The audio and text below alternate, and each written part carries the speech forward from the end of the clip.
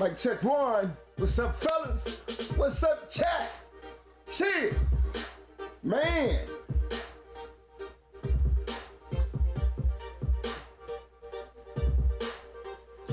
What's up? Don't forget to hit them like buttons, fellas. Don't forget to hit them like buttons.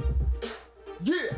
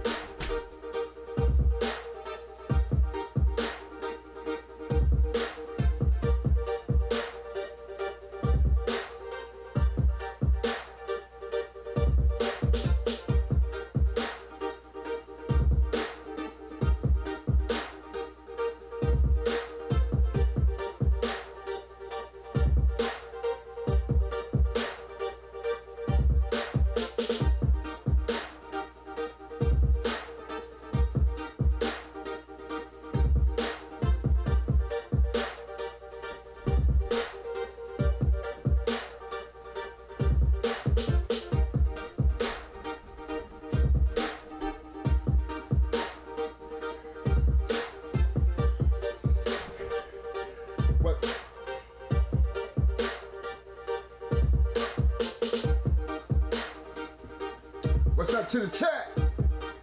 What's up to the chat? What's up?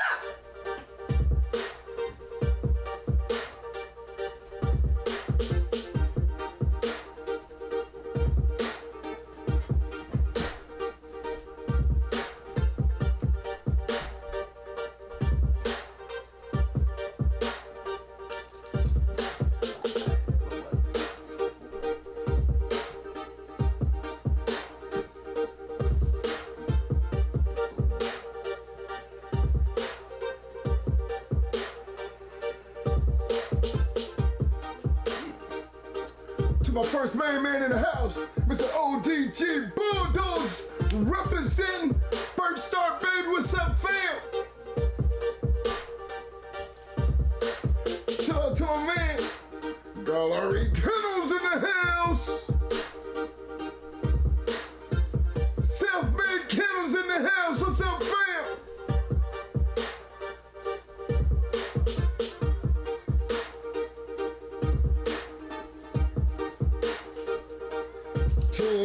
Max in the house. What's up, fam? Yo, T-Mac. Yo, T-Mac.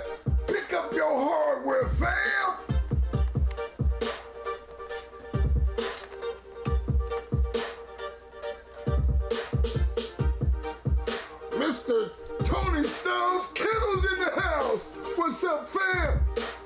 Hey, yo, Tony, pick up your hardware, fam.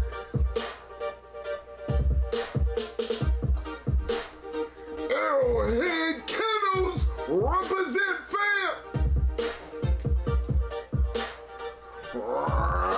City's in the house. What's up, fam? Yo, C-Rich. Yo, C-Rich. What's up, fam?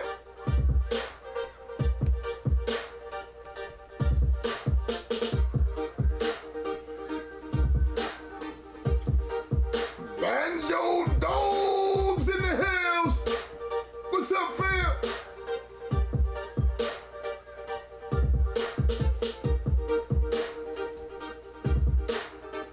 Mr. Clifton Walker's in the house. Welcome to the show, fam.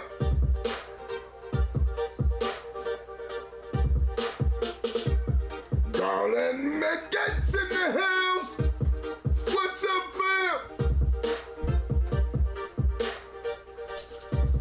Future Kennels. Yo, what's up, fam? My man Wolfie Studios in the house. Wolfie, yo, Wolfie, what's up, fam?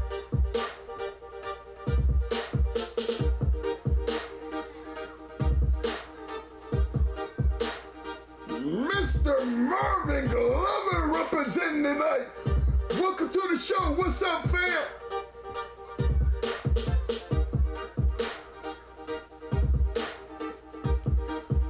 Two 60 boys in the house. What's up, fam? Yo, AJ. Yo, AJ. What's up, fam?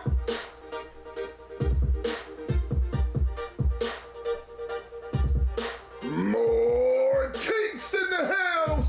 What's up, fam?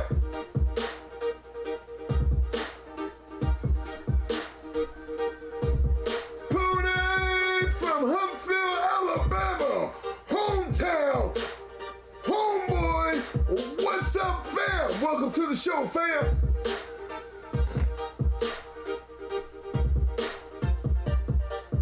Knucklehead Kennels in the house. Knucklehead, what's up, fam? Yo, Brian, what's up, fam? My man Dickie Foster's in the house. What's up, fam?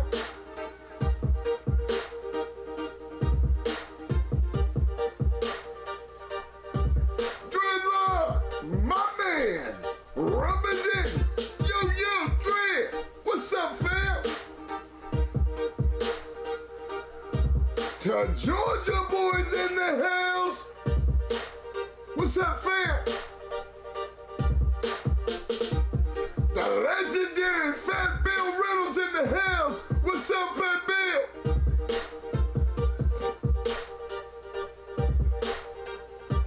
Crockett's in the house.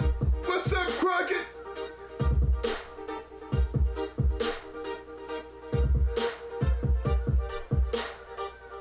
My man DBS in the house. Yo, DBS, pick up your hardware, fam.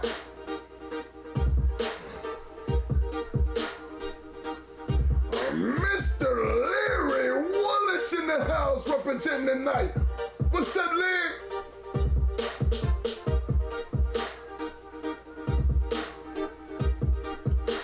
Yo, Lefty, what's up, fam? Mr. Paris Jackson's in the house. What's up, Paris?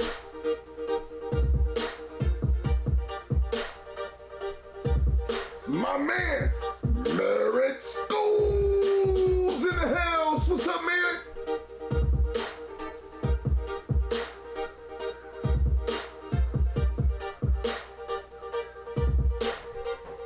Mr. William McNeil's in the house. What's up, fam?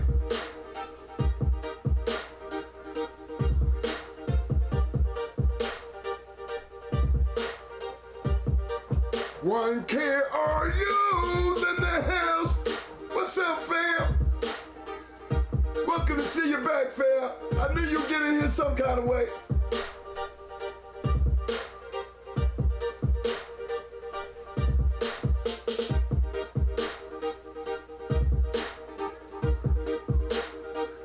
Mr. Ron Kane's in the house. What's up, fam?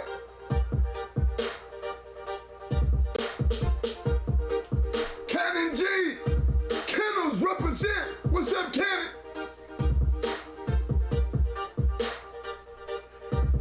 Cervantes in the house. What's up, fam?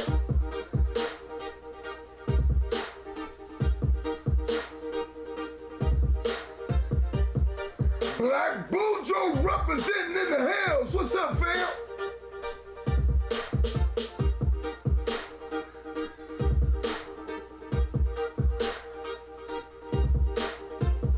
Mr. Hemi James in the house.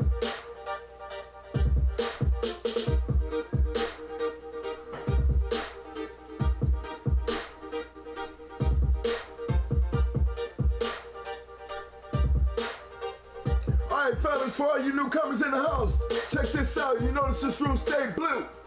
In order to get that blue in this hot room right here, all you got to do is show up, participate in the chat. Don't cost you nothing. You'll be picking up your hardware, fam.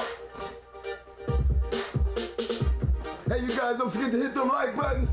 Do not forget to hit them like buttons. Special shout out to the Shark Tank. What's up, fellas? Look at that blue. They swarming. They looking for chum. Rock Boy Terrier's in the house. What's up, fam? Welcome to the show, fam.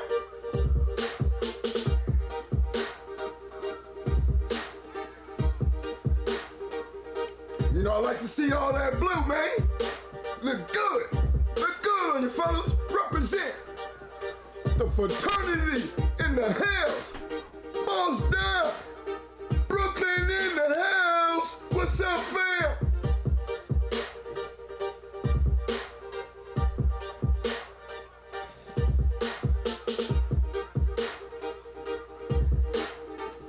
Had a little technical difficulty coming in today. Just came out of nowhere. Sometimes I think they're trying to get me, man. But guess what? We back on and poppin', baby. Don't let me get into them algorithms. Mr. Damian Johnson's in the house representing. What's up, fam?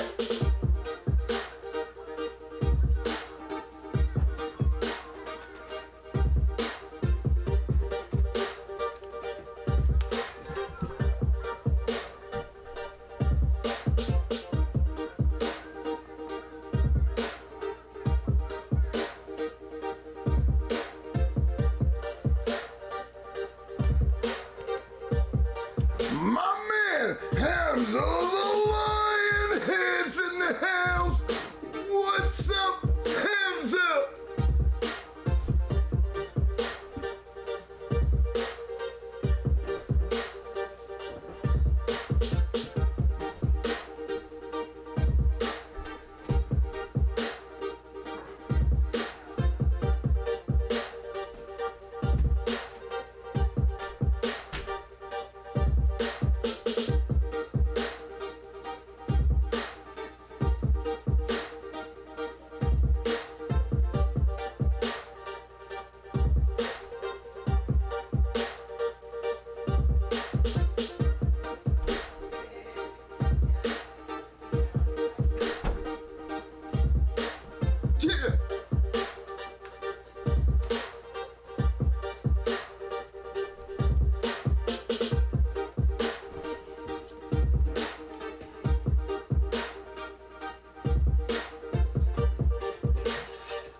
Mr. Dickie Foster starting the night out right with the super chat.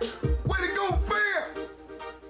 Yo, fellas, don't forget to hit that super chat. If you got any questions, remember super chat rules around this bitch. You super chat, you automatically get that front row attention. Much love and respect. Help out the channel.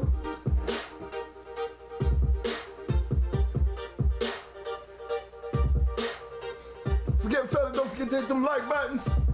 Hold on. Yeah.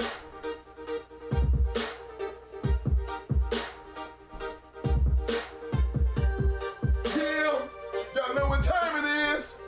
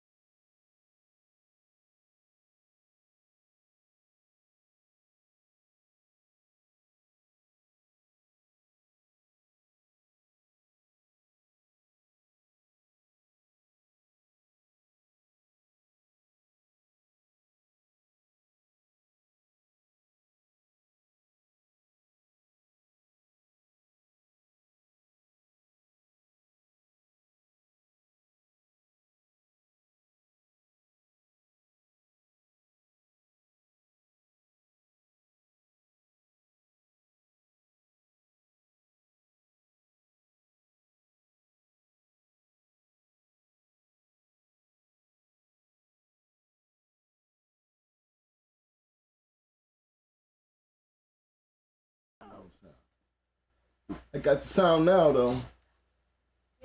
Man, it just went back blank on me again. They be doing that. They be doing that. Trying to shut it down. Can get it, baby. They right to be right. You get right, right? You know what's up. Yeah, guys. Okay, fella, got the mic check out the way now. I got the mic check out the way. Y'all hear me now?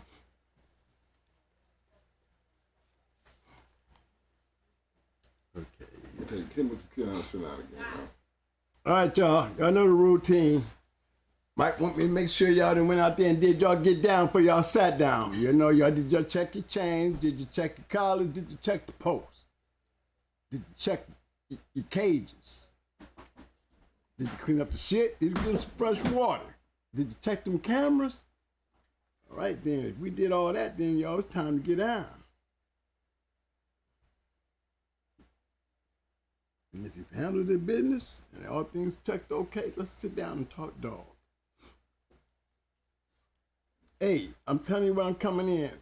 I'm starting off. Now, y'all know,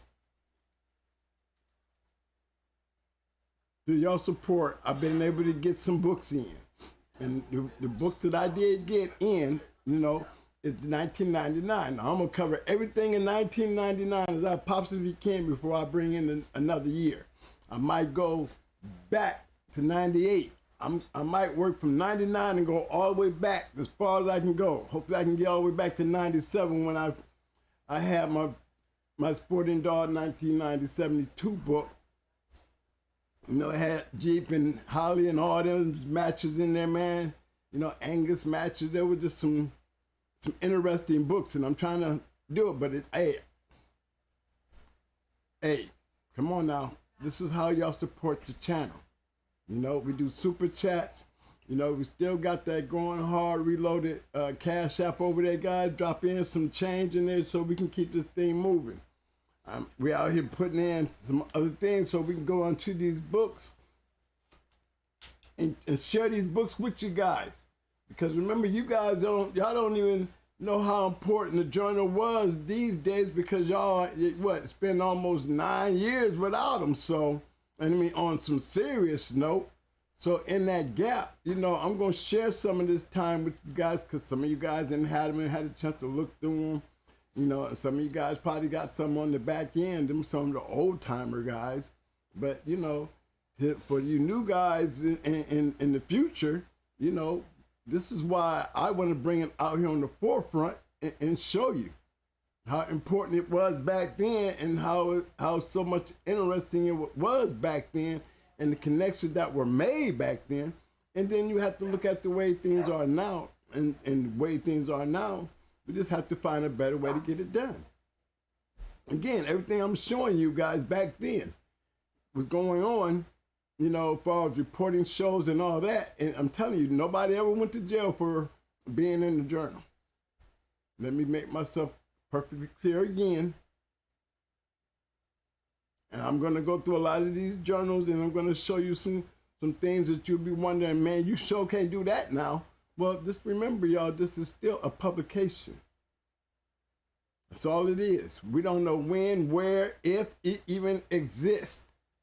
So as long as you're playing within those disclaimer lines, you can continue moving forward, just like we was continuing doing it back then. Even when they was raiding Jack, even when Kennels had it and it got raided and found all that information, still didn't nobody go to jail for being in the book or having a book. Remember, I went to trial with a whole bunch of books and it never got in front of the jury. I'm in the journal a whole lot. But the jury didn't have to hear it because it wasn't meant for the jury to hear.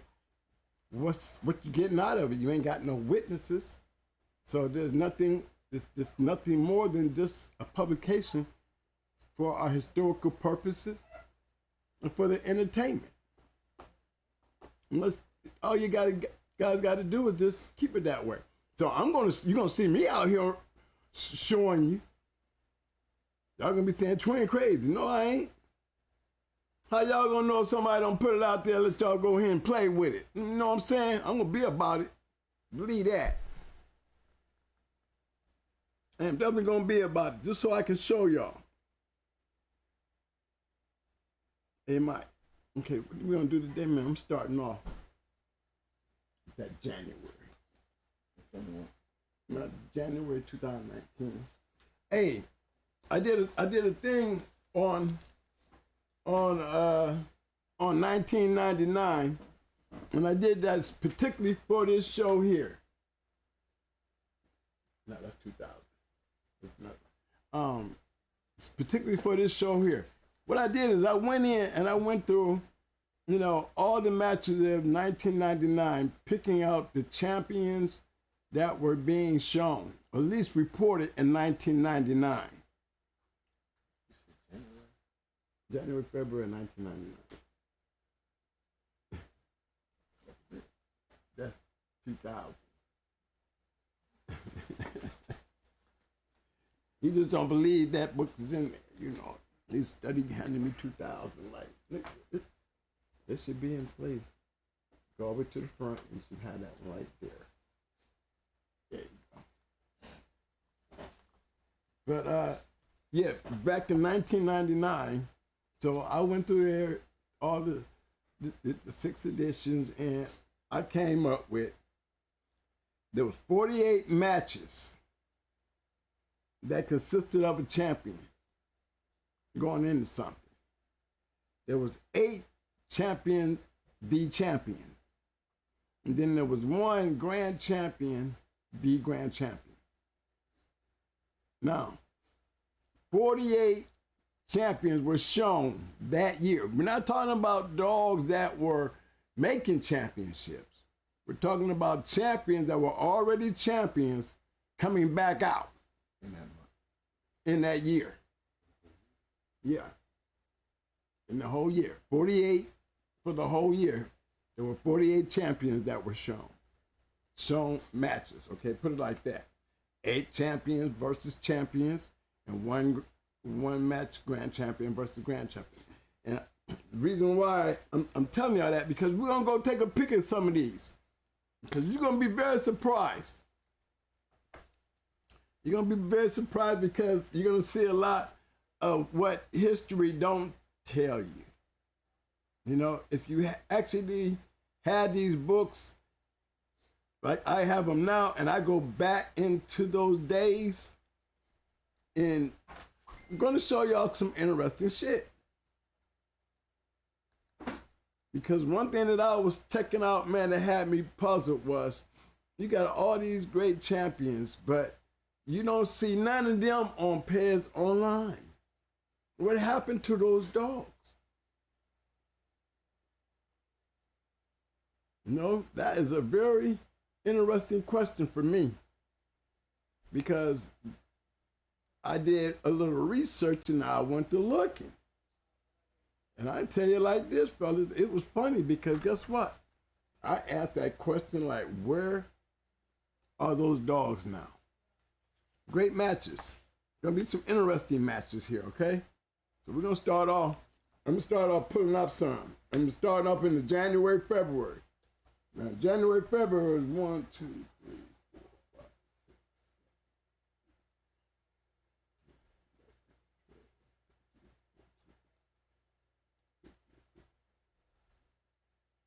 In January alone, there were 17 matches with champions. This in January, February edition. 17. Okay, we're gonna start. We're gonna go through them. I got the pages and all that stuff written down, so it's gonna be. I'm gonna go through these as quickly as possible, but we're gonna just go and read the shows and stuff, and then we're gonna take a look at some of these and see if y'all see them in y'all pedigree, or do you got any idea what happened to this maybe champion and all that good stuff? You know what I'm saying? So let me get my stuff right so it can be all perfect here when I put it up here for y'all to see. 16.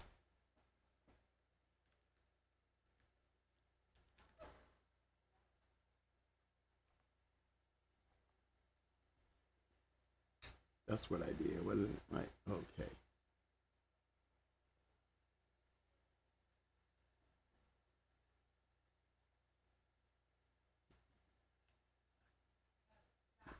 I'm gonna make you.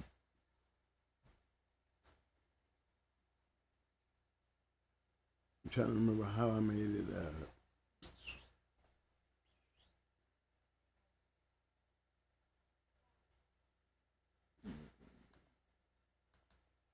No, I'm trying to zoom. Oh, I know how to zoom in. I'm trying to zoom in. That's what I want to do. Zoom in.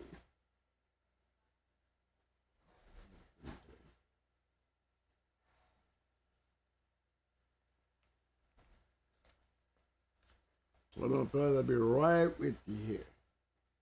Okay. All right. First one we going to, fellas, I want y'all to pay attention to number 16. Number 16 would be Number 16 is this one right here. Bootman's Heartbreaker and champion, Russell's champion, Abby. I'll read it for those who just want to listen. Heartbreaker, a two-time winner, handled in condition by Hooks. Rickett, handled in condition Abby. Heartbreaker is picked up at 1 hour and 6 and runs a good courtesy scratch. Okay, winner champion Russell's champion Abby. Now, the reason why I said that, okay, can we go up on Pairs Online, literally, and pull up Abby? Has anybody ever, you know, that's what I'm checking. I'm just checking to see if we can pull up Abby's pedigree. So that's where my next move is.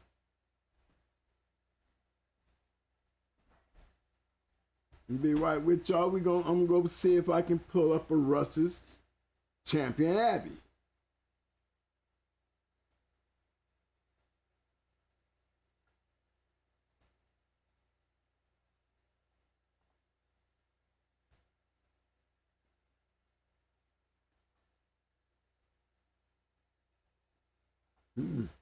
Condition by Rickett? Yeah. Let's see.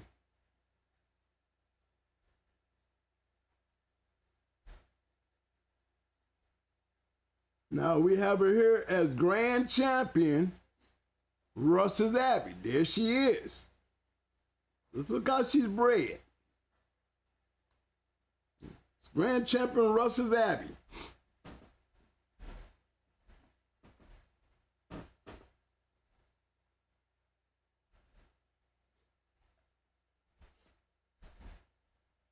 Should be a heartbreaker for number 4, I guess. That might have been number 5.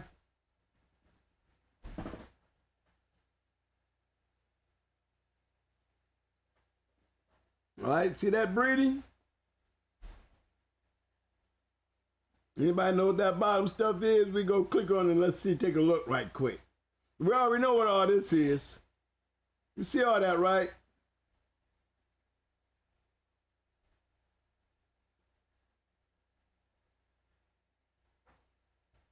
Let's look what Rick's a little bit is.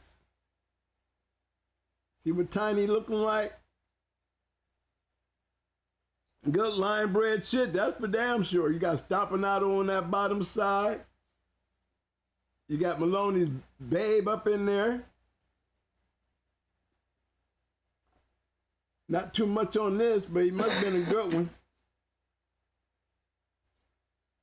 But again, there it is. Anybody got one of these? Is Grand Champion Abby in y'all pedigree? Let me see if there's any possibilities. Did they breed it? Okay, Buckethead. Little B. Let's take a look at this.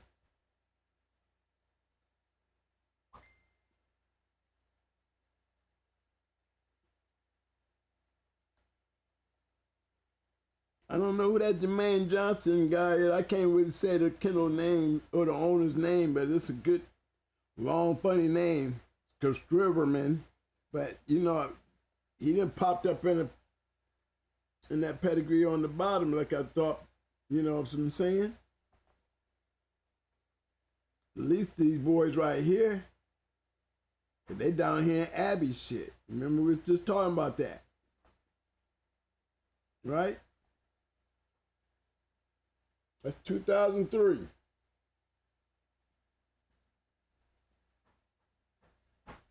Trying to figure out, we know it made Pairs Online, Grand Champion Abby.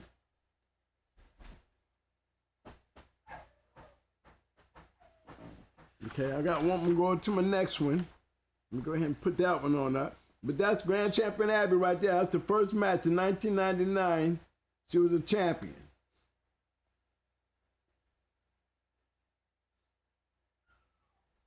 Okay, 22, yeah, 34. I'm pretty sure y'all gonna all know this one right here. Y'all should all know this one coming up. Give me a minute here. Get it set up here.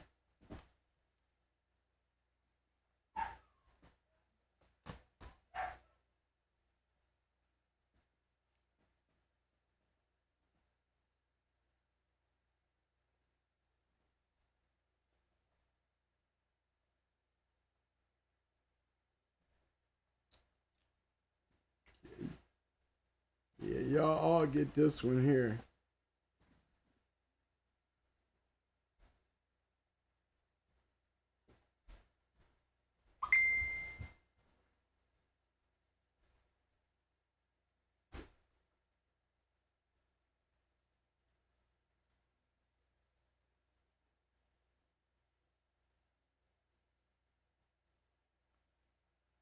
Here's the next one, y'all.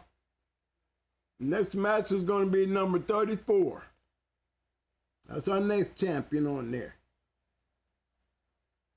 Number 34. Hey, can they see that, Mike? Is they having a good time? Can they see it good? Okay. I don't need that on, do I? All right. I know y'all know who that is. Slabo Skinner against Shaw's champion Blackjack. Skinner, a brindle and white, bred by Slabo, a 2-time winner. Jack, a 4-time winner by Champion Gator. What up, what up? The dogs are handled by their respective owners. Skinner never in it and is protesting from the start. He turns a 20 and hangs on till 47 when he stops.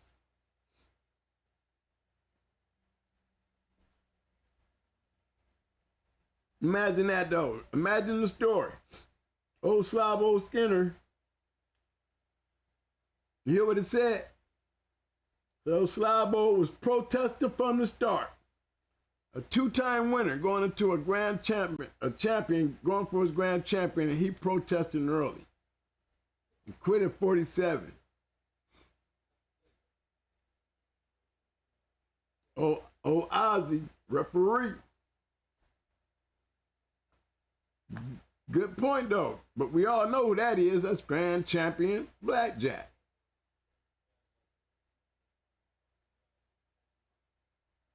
We don't need to pull his pedigree up, do we? Because we know him. We know he's still around. His line is doing good. You know,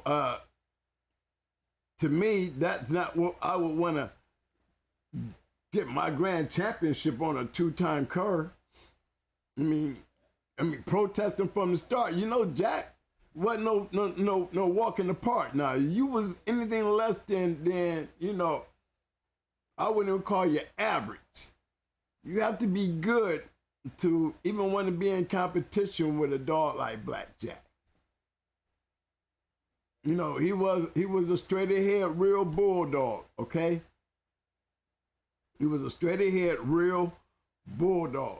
And if you come in there half-ass or not on that level, you know, but at a 2-time winner protesting right from the start, you know, we're in 2 different classes. To me, he won his grand championship, not taking nothing away from him because you all respect the other person on the other side. He was there. But the fact is, he won his grand championship on a higher level, being on a higher level than the dog he whooped. The dog was not on his level to give him the match of a grand champion. That's for damn sure. You know what I'm saying? And again, I don't take nothing away from the loser, and I sure as hell ain't taking nothing away from the winner. I'm just saying, you know, that's how back then is why the competition. And you'll see what I'm saying when I start pointing out, paying attention now. If you're listening to the stories, pay attention. You know, because, yeah, he beat some decent dogs. You know, but if you go back in there, and I don't mind going back in, like I said, And going back into 98, I can work my way all the way back, but I can show you a lot of these shows that were actually reported on these things. And you tell me for yourself, you know, were they ever really tested being these great dogs? Some of them was never tested. You know, not taking nothing away from the caliber of the dogs. It was just the caliber of the dogs that they were probably going into weren't at that level. But I can show you, we're gonna definitely see some shit. But I'm just showing you as I go through this. Remember, 48 matches involve champions. And we're gonna see which ones won and we're gonna see which ones lost. We're gonna look at pedigrees and see if these dogs still had a future. Did they produce dogs? And maybe some of these dogs may be in your pedigrees. This is 1999. Y'all think we need to go up in the Blackjack? We all know who Blackjack was. We already know how he's bred. You know, most of us do. If nobody's saying nothing in the chat, I'm gonna move on to the next one then. Okay? I want to do a quick shout out to my main man in Alabama. Yeah, what's up, fam?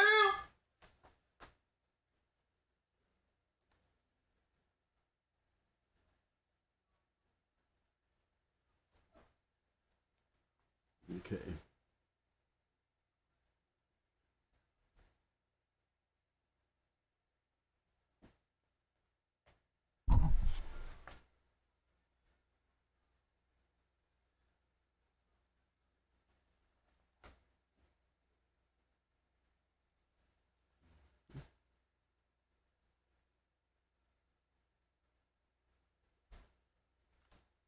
Okay, there you go.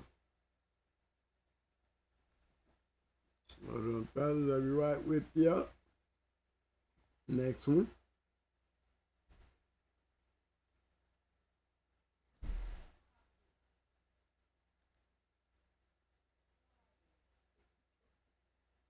Okay, here we go. Thanks y'all holding up. Just had to pull up the next one, all right? Just pulling up the next one. The next one's gonna be fight match number 102. Match 102. All right, this is Holland's champion Jenny going in the East End Sniper. Nipper. Jenny handled and conditioned by K&K, a 4-time winner. Nipper has won 2. Jenny has too much of everything, and Nipper is picked up at 57 and runs a good courtesy scratch.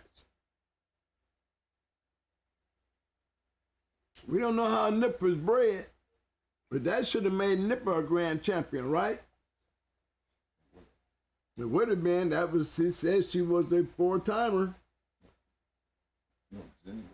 I mean, Jenny, yeah, champion Jenny was a 4-timer. So let's take a peek. I'm gonna go take a peek while I'm doing this here with y'all. Anybody got anything to say about that one? Competition. See how she won her grand championship? At 57. It was too much from the beginning, so you already know it's just a matter of time.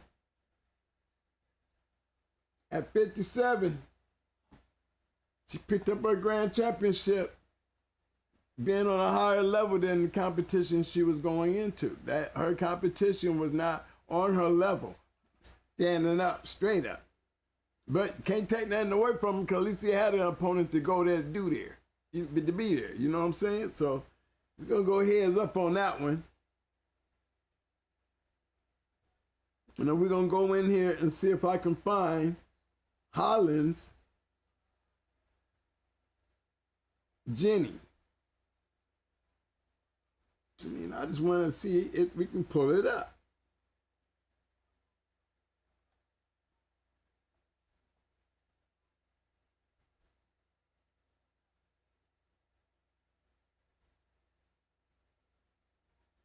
That's all it is here.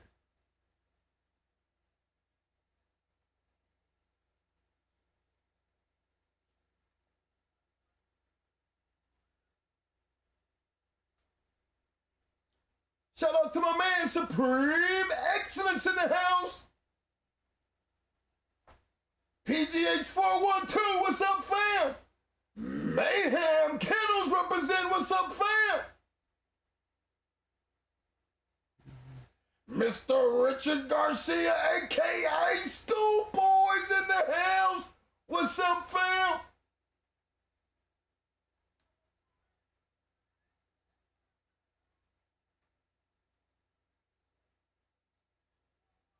Okay. Now I did find one, guy. I don't know if this is one. We just look at it together and show you what I found on there. I found this one. I don't know if it's her.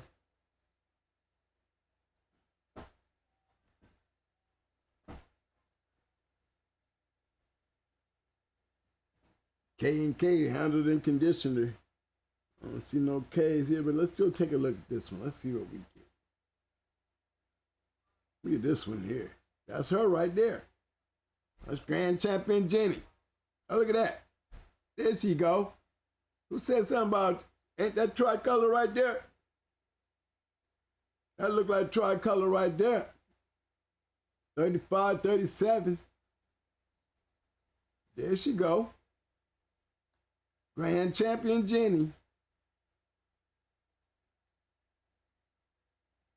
Remember, she was too much bulldog.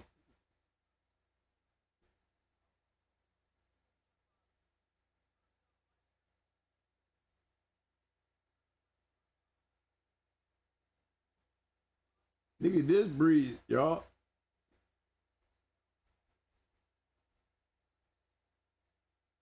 We don't know much about the bottom.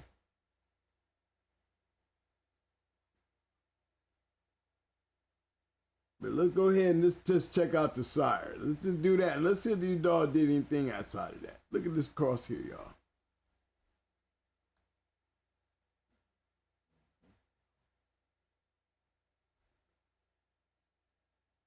Definitely got bulldogs up in that shit now. Don't fool yourself. Do not fool yourself. Definitely got bulldogs up in there. The way they breeding it down, it should have been goddamn tricolored. Got them all that shit mixed up in there.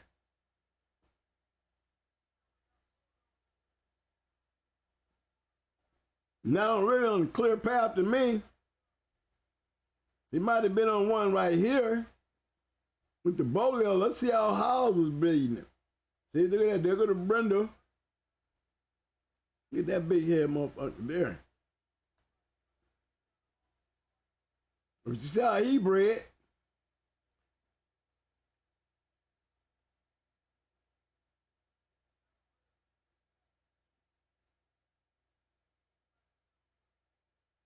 That Bolio Hanzo.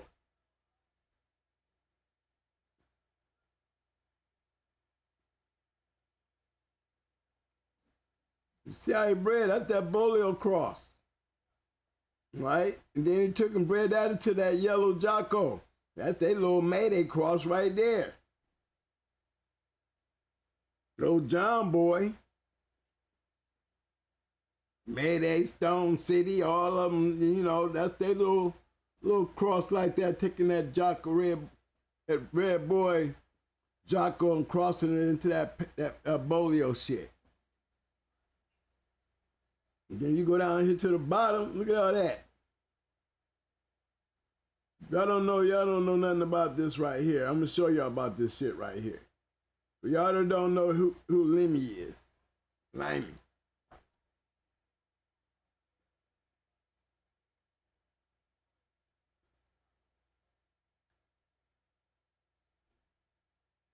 Throwing bulldogs.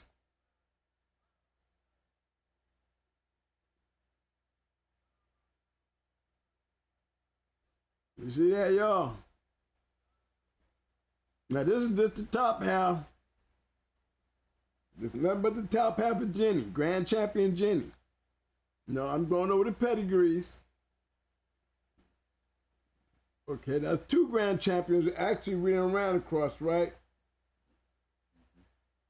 Let me see, Blackjack was under on being a Grand Champion, and so did Abby, didn't he? Oh, Abby was a Grand Champion. And now we got Jenny being a grand champion.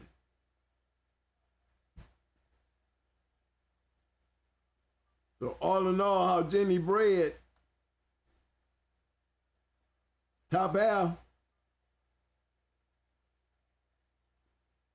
had to be a tough ass little bitch. Believe that. She was built. And the way they bred her, not strictly aligned, but look at the crosses that they're making. The dog got no damn wonder it's tricolored. But as a grand champion, though, color don't mean shit. That's the point. Lesson number one, right there. Color don't mean shit. That's grand champion Jenny. That's 3 grand champions, y'all, that I pulled up right from the start of them, and I'm doing them in order as they were being reported. Okay, so you know what I mean. Remember, I'm going back down through this. You know, any of y'all got any of that in your line? You know, it's scattered bread all over the place, but the chemistry proves the point. You breed good dogs, and the way they did it real smart. I mean, even with the bottom part of it just gone, not knowing what the hell that was, they had enough bulldog in that line to produce a grand champion. Maybe not a whole bunch of the mugs. You know what I'm saying? While I'm at it, let's go in there and see if did she do anything or down stuff before I go. How about that? We didn't do that.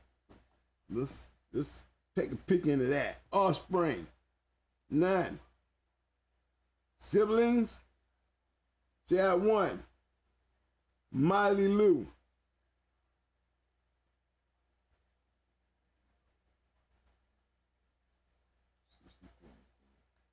Down there in the bottom, same shit, right? We're gonna go and see if she do something.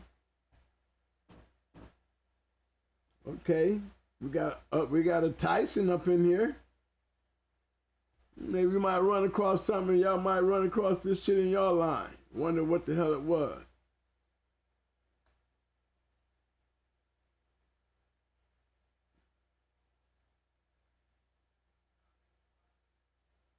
To me, it's just adding more shit onto it, ain't they? But look, they're doing it in the right way. They're using match dogs doing it. Now you can't say they ain't. The pedigree looking better, if you ask me. Okay, Mr. Tyson, was you a stud? Did anybody throw anything? Anything? Okay, see, we got dogs, we got Tyson. Y'all might have some of this shit in your line. You know, it's definitely being like it was. It's not gone. As we can see, we can click on these things and ain't got none out of that one. Get one out of this one. Okay, so you got a moving bloodline of that shit. I wonder, you know, the outcome is not looking very well, you know. And when I say the outcome, okay, here go a nice one.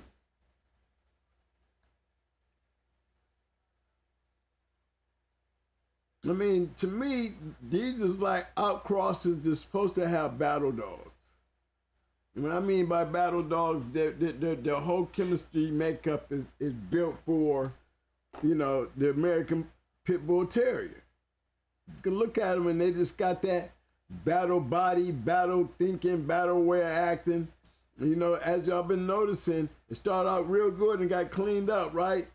But, you know, even that ain't supposed to be there, but, you know, in color though. But look, you see, we're losing a lot. That's probably why it's probably a dead line. Not saying that it can't, you know what I'm saying? It ain't gonna get very far. And again, this is why I'm going over this. Remember, this is Grand Champion Jenny line.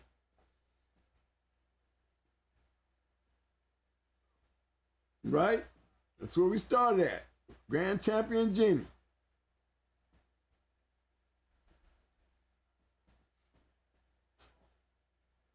All right, we're gonna go on, move on.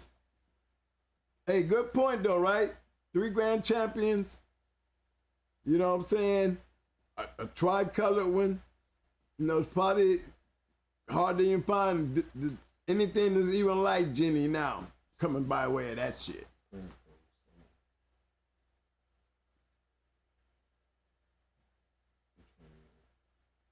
Might check one. Yeah. No. No. Yeah, I'm not on that one. It's up there. Are we still doing? Yeah, just like it froze on this one right here. Okay. Mike chat. Yeah. I gotta freeze this screen.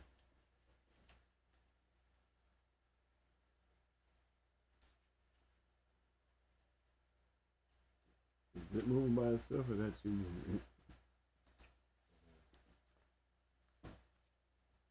Pick yours back up and see if you got a. What you mean? Back in here? There's no. Hold on, fellas. We got a frozen screen here. Let me see if I can do for this right quick. Y'all hang in there.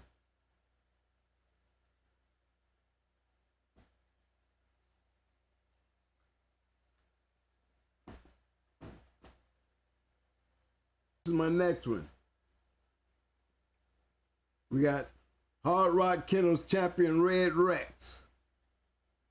Contractors and Young's 1 T-Rex. T-Rex, a black 3 pounds lighter than champion Red Rex. T-Rex runs away with the front end, and after Red gives a game scratch, he's picked up at 26 minutes. T-Rex from a Patrick Greenwood bloodline. Now, Hard Rock champion Red Rex lost to T-Rex. So it looked like T-Rex was in a higher level than Red Rex. Even though Red Rex was a champion, probably a pretty good dog, but it got ran through in 26. Okay? I'm just pointing things out.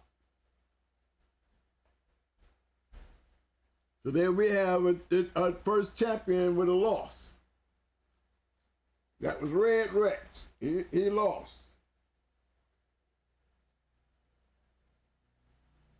We don't want to. Do we care to go look for T-Rex? I mean, he's not a champion yet, so I just wanted to point out, you know, Red Rex.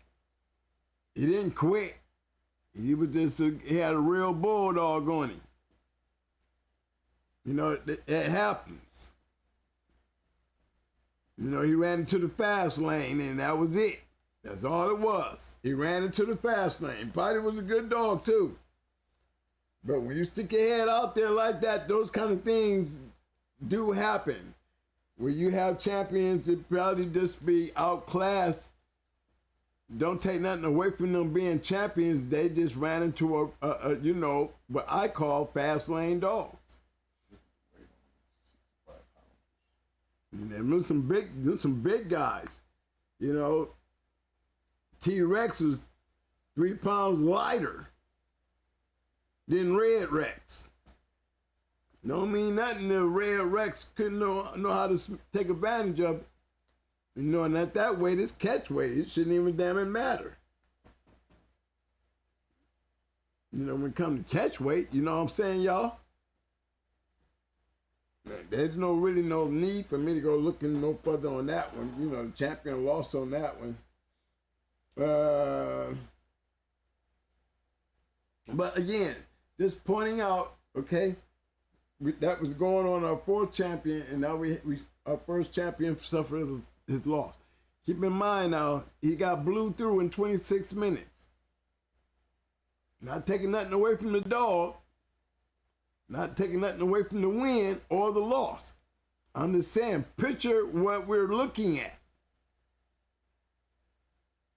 Again, best in show.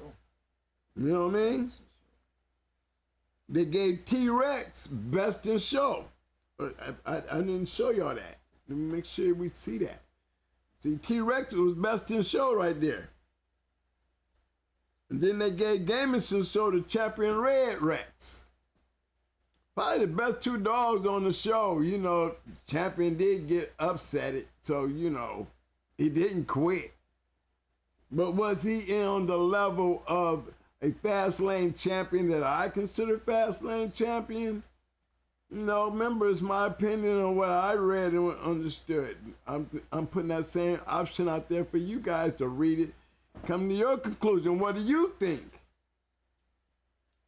When it's not on you, when it's not on us, okay, and we read it, when I look at it, I'd be like, oh, I don't know how he won them other three, brought him in as a champion, but he got blew through. So that means he was on he ran into a fast lane dog. You know, did that make him any less of a fast lane champion? Well, I don't know, because he ran into a fast lane dog and got blew through. That's all I'm saying. The competition was a little steeper that night, for sure. You know, getting blew through in 26, you in trouble from the giddy up. So he doesn't fall in my scale of fast lane champions. Okay, that's all I'm saying. You know, you have to understand what the difference between fast lane champions do. That's what they do. They run around the country and they look for champions to go into, because a fast lane champion is a fast lane champion will stalk you. Understanding what I'm saying. 48 matches in all involving champions, and we're showing you the first loss. We're going to see plenty more, but the point that I'm making is the level of these champions. You know, guys, remember, I took a shot at a 4-time winner the first time out. You know, was I ready for the fast lane? I don't know if I was ready, but I am competitively ready to do just that. I'm not the only one. Like I said, Pro said had maybe 3 or 4 dogs on the yard. And he went and bought those. And he went around the country with those dogs beating up on champions. Beating up on champions because he knew he bought him a fast lane champion. Morocco was a fast lane champion. May was a fast lane champion. Sugar was a fast lane champion. These are champions that they weren't champions when he got them. But he saw what he saw with him, and he bought them as he was buying them right out of the box down there. Shout out to Hemi James for the super chat. Thanks, Hemi. Hemi said, hey, 21, can we see what you're looking at, bro? Might have been when the screen was doing a little thing right there. I want to give out another shout out to my main man, Mr. Mike Dan, for the super chat. Thank you, sir. Hey, I did show him that, didn't I? I did have it up there. Yeah. Okay. Yeah. So, you know, I'm just saying, everybody had their own drawing opinion from what I read, but these are the kind of things that I'm talking about. You know, when you out there with these dogs and you were playing around with these attributes, far as it's not easy to become a champion, but if it just so happen to become easy to you, make sure it's an easy, fast lane, easy. You know, when you got a real good one, you know when you got a real good one. And a fast lane dog will go in there and mess up a champion's world. And only guys who got the nuts to do it are the guys that really believe that they got a dog to do it, because they was in this area here and able to do that. But when a fast lane will knock on the door, you got to know the difference. That's like somebody knocking on your door standing there with Pandy. You know, knowing that you don't have no idea about pandering, but you believe in your bitch. My bitch and already won 3. I'm all in. And then put her in there with that bitch and be like Queen on Pepper. Not taking nothing away from the losing dog. I'm just telling you, that's what it looks like. That's what it looked like when I see T-Rex beating Red Rex. Red Rex was a champion. Okay, Red, you was a champion, but you ain't ran into nothing like this shit here, or you would have never made champion. That's for damn sure. That's my point. Okay, give me a bulldog champion. If you're gonna lose like a bulldog in a fast lane avenue. You know what I mean? You can win 8 damn matches out there. You run across that one damn dog, and you go out there looking your worstest with. This dog just goes in there and blows through your ass. You have to understand that shit was happening back then, because back then you had these kind of shows out here where guys was looking for those kind of shows. You know, we call them headhunters. Remember, I told you we're not on your shit. You know, you're either gonna say yeah or nay, but most of the time, you know, you're gonna see in 1999, 48 of them went out there. Okay, here's the next one.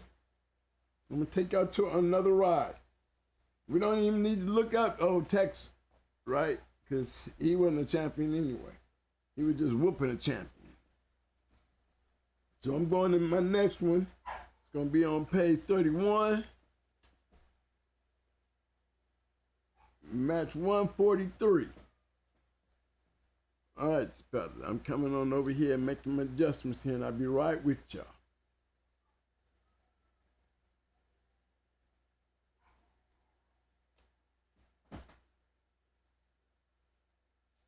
Okay.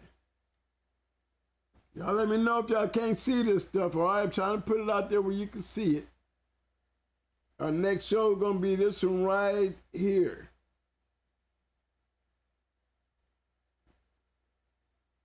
This one right here. Show enough Kennels, champion Doughboy, and Muscle Thunder's champion Hercules. Here's our first champion on champions. Hercules by Cruz Rocky. 1 inch, and Doughboy don't run his second at 27.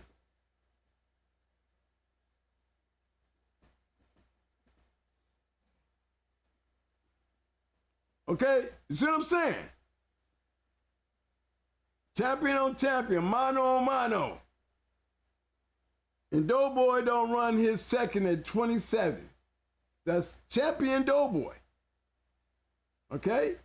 I'm just saying. Now, I don't know how everybody got their own opinion. I'm tell you how I derived the conclusion to what I'm saying about running into that level of competition. Now, you're a champion now, but you ran into a higher level this day. You understand? A higher caliber. A bulldog. That's all it was. There's a higher level. There's a fast lane dog that came in there and swooped in on Doughboy, just like T-Rex swooped in on excuse me, on Red Rex. These are champions now. Getting blew through? Do you call them fast lane champions? Or do you call them good dog or average champions? Not taking away the loss. I'm just saying, if you had ran into a fast lane dog like this in your career coming up through there, you might not have been a champion. That's all my point is, especially when you're getting blew through in 26 under 30 minutes. I'm sorry. Do I go back and investigate who you whooped? I wouldn't want to go back and see who he whooped. The point that I'm making, I ain't got to go back and see what he whooped. I'm looking at him right now and saying, did you did not run into no fast lane shit like this, or you wouldn't have been here like you was here tonight. You did that between 1, 2, and 3. That's all I'm saying. Champion on champion, mano on mano, and you get blew through. I'm not taking nothing away from the loser. I'm just saying you have been whooping shit that was not on that level. Because you sure succumbed very damn quick when you ran into it. And I'm not taking nothing away from either dog, but I'm just telling you what I see. And how I look on my yard as shit. And what I see when I look out there, I want to be out there pointing at them same people, them same kind of champions. Why I flew to Puerto Rico and she was stopping shit under 20 minutes, didn't scare Reese none. Twin jumped on the plane with one. Because that's what I believe. I am a hunter. Fast lane hunters, we hunt. And for those who want to challenge it, man, it's only challenging not because they ain't scared. They challenge because they believe in they shit. So how you gonna take anything away from them? The answer ain't gonna be answered until you put them right there like that. Then you gonna get the answer that, oh, now this is fast lane shit here. I would have never made champion running this shit like this from the beginning. I wasn't whooping shit like that. No, you weren't. You're being honest. That's all I'm saying. It's not easy to win 3 anyway. But when you come in there and you get like that, man, just keep it real with you, fellas. That's a totally different caliber dog that just whooped you. So, you know, if you felt like you was up here, then you should get back down here and remember what happened up here when you felt that shit up there and got blew through. Fix your eyeballs before you start breathing that shit right there. Because I wouldn't be running to breathe in the shit right there that I cannot beat those kind of dogs. If I ain't be on that level right there, I don't want to have this shit on my yard. I can go around the neighborhood and I can go around the damn one central area and win 3 and have a good dog. And I believe in this shit. But then all of a sudden this hunter come through and, you know, everybody probably want to see me lose. So I'm going to go in there and take a shot and bam, there you go. You showed it. And your loss bad. Not your fault though. I'm just telling you, it's not your fault. And none of these shows am I taking anything away from either one. The winner or the loser or the handlers or the kennels. I'm just pointing out the fact of competition and the level. And how do these things come together? They come together by him. You hear me reading it, you see, and you seeing it. That's how it come together. There's a network there that, hey, we can't find you out there in the wilderness if you ain't out there. But when we had that information, it made it easy for us to track those big shows that had those big dogs on there that was winning. You know, everybody want to crack at a champion. And it's good to have 2 champions come together. Like I said, it was 8 champions on champions in 1999. So that was good. So we're going to give Doughboy. You want to see a Doughboy? He quit, but let's see if they did some breedings with him before he quit. You know, I want to see those. Who was the winner of that one? Doughboy lost. Champion Hercules beat Doughboy. He ran him up out of there. Let's see if Hercules had anything. Yeah, I'm going to check on Hercules too, all right? Let's check Hercules. I might want to go check Hercules. He don't want to fuck with the loser. But I want to go check back on him, okay? But I'm going to pull it up right quick, y'all. I'm going to take a look in here and see if we can find Champion Hercules.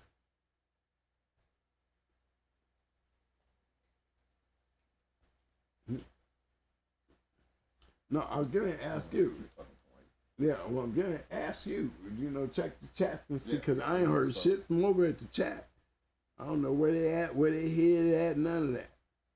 Nope, they ain't doing that. They're just sitting there listening. Okay. Y'all catching on to what I'm saying here then? Am I making any points here? Anybody catching on anything? Champion Hercules.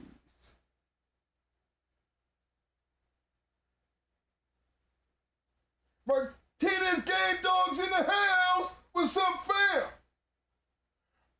Rock of the Bullies in the house. I see you, fam. Yo, River City. What's up, bro?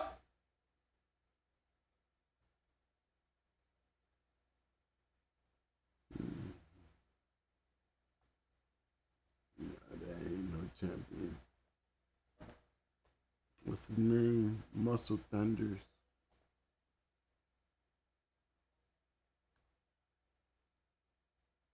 Okay, I found Muscle Thunder here. Sure did. Hold on, guys. It's a weird pedigree.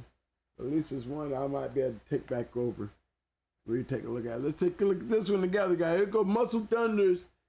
And that is Muscle Thunders Champion Hercules off of Cruise Rocky.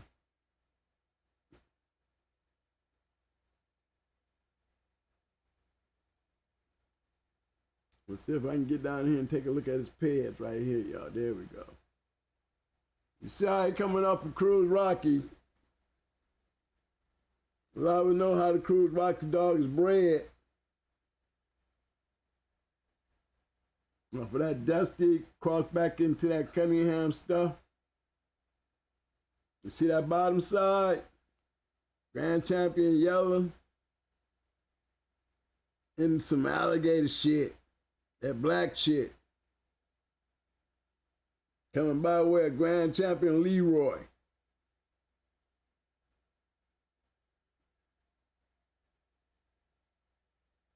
Okay, that's a nice pedigree right there too now. Come on now. Give Hercules, he got a formula.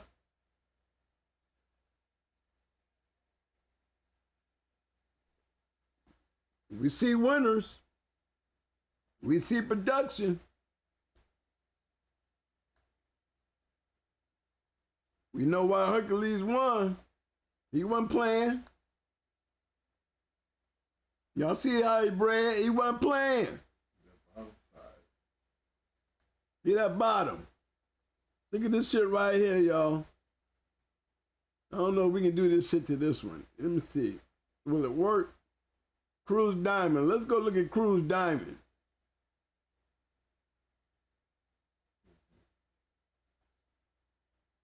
Look at that shit, y'all.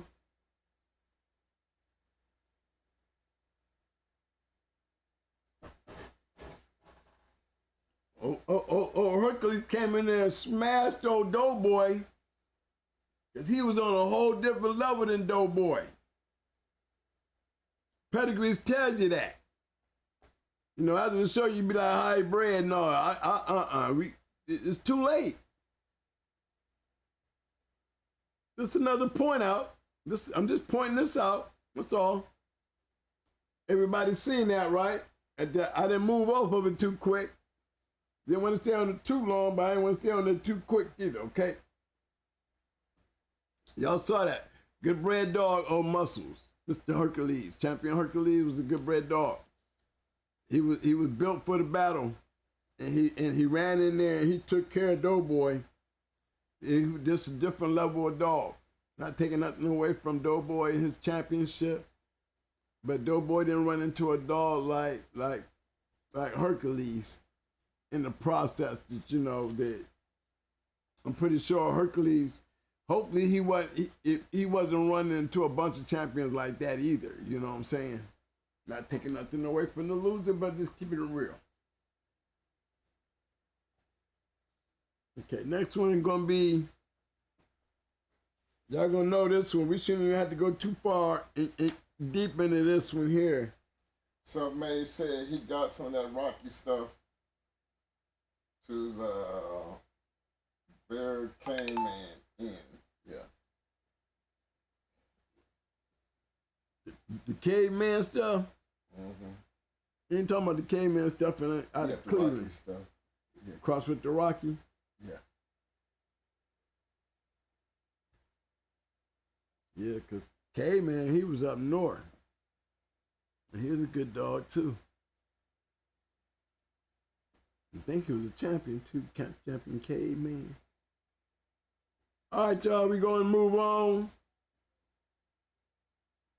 Let's see if I can get this up a little bit bigger. This one here, we're going to have another champion against champion. Another two champions running into each other. Yep, we got one of them again. All right.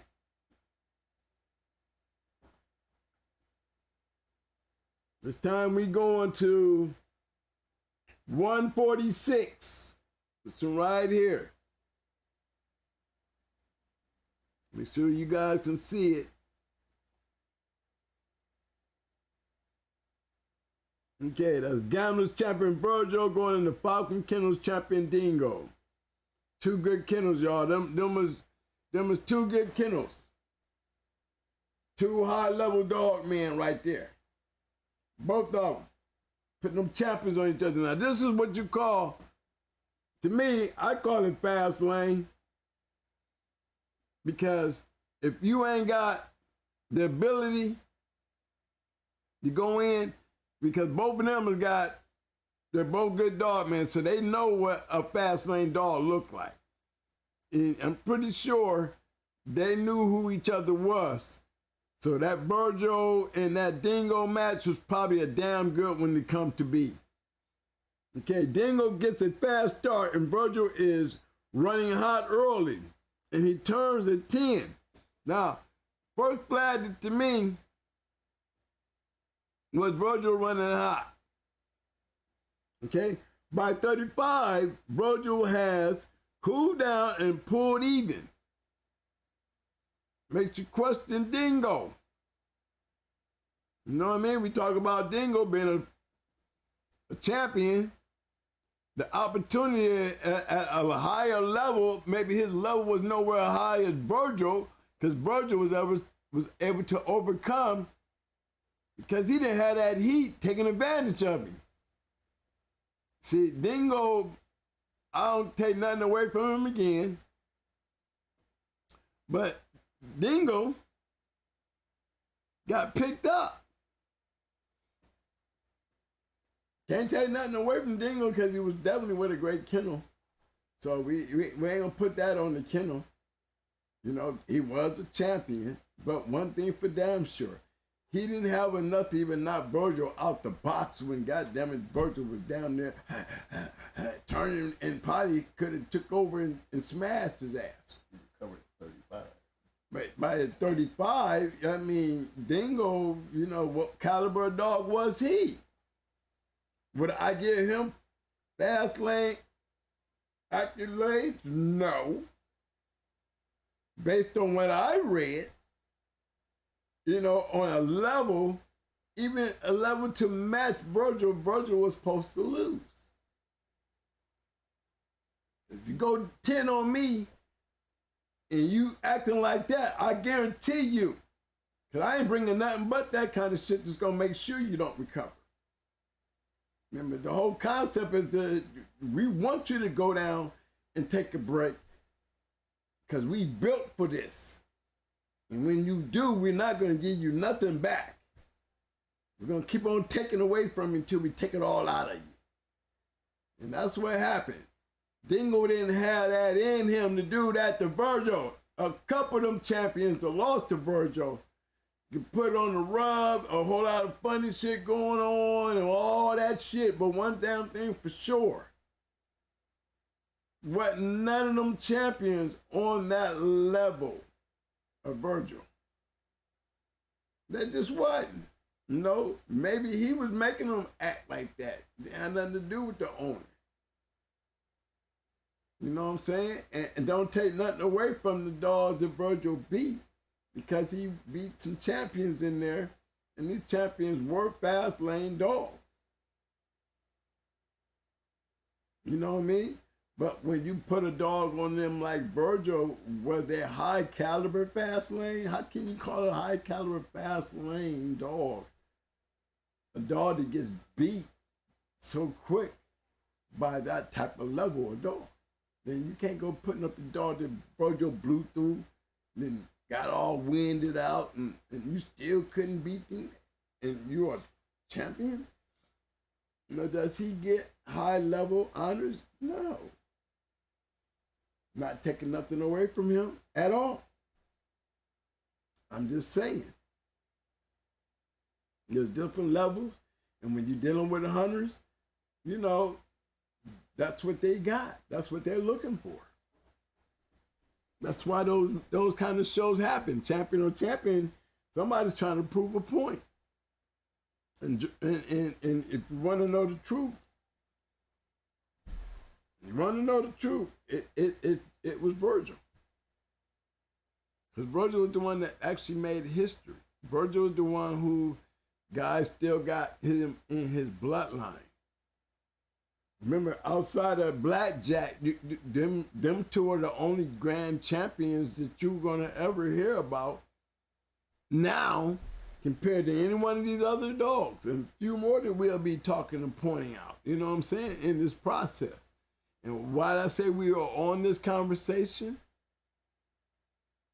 Because if we don't have this information, how are we going to sit there and grade? How you going to sit there and understand what it really felt like and what it really looks like? That running around with a championship don't mean shit. It don't mean shit until you answer all knocks. If you can't answer all knocks, then, you know, you're walking in a line that you just want to sell your dogs because you won 3. You know, that's a hard task to do, to win 3. You know, even when you can go into good kennels and beat them, and because you got your level of dog, they just don't have that level of dog on their yard to beat you. You know, that's acceptable. That's acceptable. But when you run out there and you run into one that did have that type of level, it's more of a shock to you because you would never believe a dog would run in and blow your shit up out of there like that if you hadn't seen it for yourself. But that's the kind of shit that happens in the fast lane. In the fast lane, those kind of dogs out there that have that type of ability. They come in queen, pandy, we talk about. We talk about them more in the bitch category than we do the males. You know, it's not easy to try to find you a pandy or a queen in a male like that. It really is. Them days of Angus and them dogs going in there and you know, like even with Yellow, you know, game to the core, you know, can't do nothing with him. But if he's able to surpass such a level, and he has definitely produced it to answer that stigma where people say, man, I'd have killed Yellow. I'd have killed Yellow John.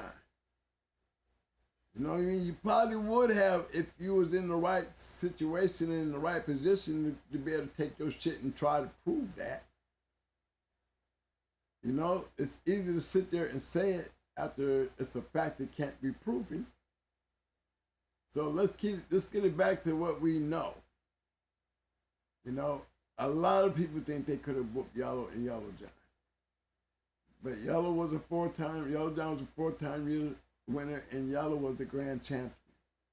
And he was started at an early age. And I'm pretty sure, you know, we always talk about South Carolina, you know, where everybody thinks that, you know, it's that level and standard of dogs. But when you got a dog that's produced so many great dogs outside of that stigma, I don't want to hear nobody ever talk shit about Yellow. You cannot ever talk about Yellow's accomplishments. You can't talk about his breedings. You can't talk about him, the dog. And the reason why, because the dog is a high-level, fast-lane dog. And guys that knew that was breeding to that, and that's why that Yellow shit has branched out just as like the Red Boy shit and all that other shit that's branched out, because these were high-level producers. Okay? High-level producers. Okay, we got another one here. 149. Okay, let me get this right here. I think we still got it. Let me pull it here a little bit. 149 is where we're going now, fellas.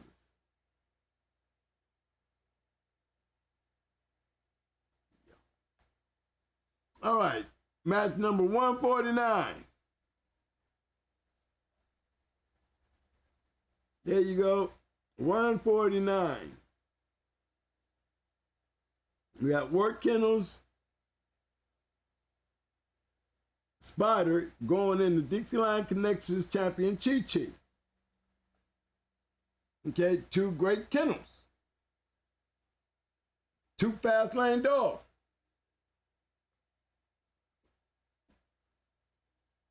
And can't say that Dixieline stays in one spot.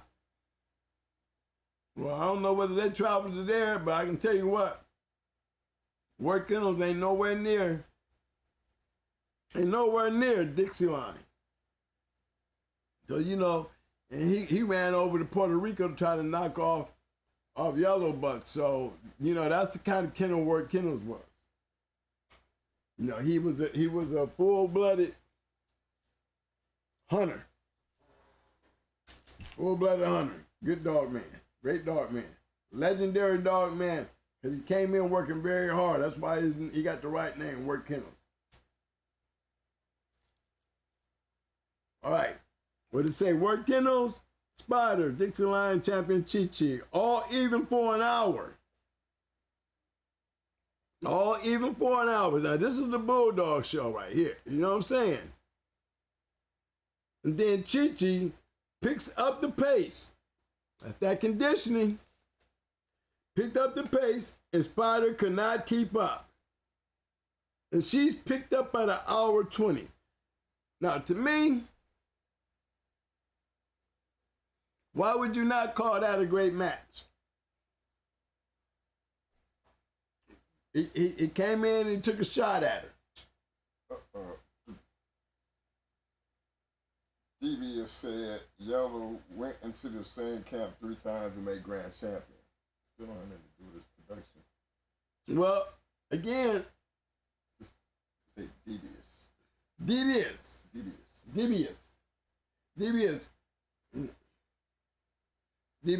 Here's the thing with Yellow.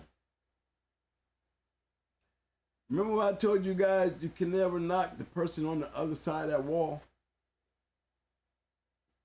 That's the point I'm making. You know what I'm saying? It don't really matter. The kennel ain't, he didn't bring the same 3 dogs. All 3, you know, you say he went into them 3 times, right? He went into them 3 times, right? He went and got 3 different dogs. I would clean out your yard too if you keep bringing that trash over here into my yard. I'll take 1 dog and clean out your yard the same way. I'm not going to say no to that. And that's not taking nothing away from my dog.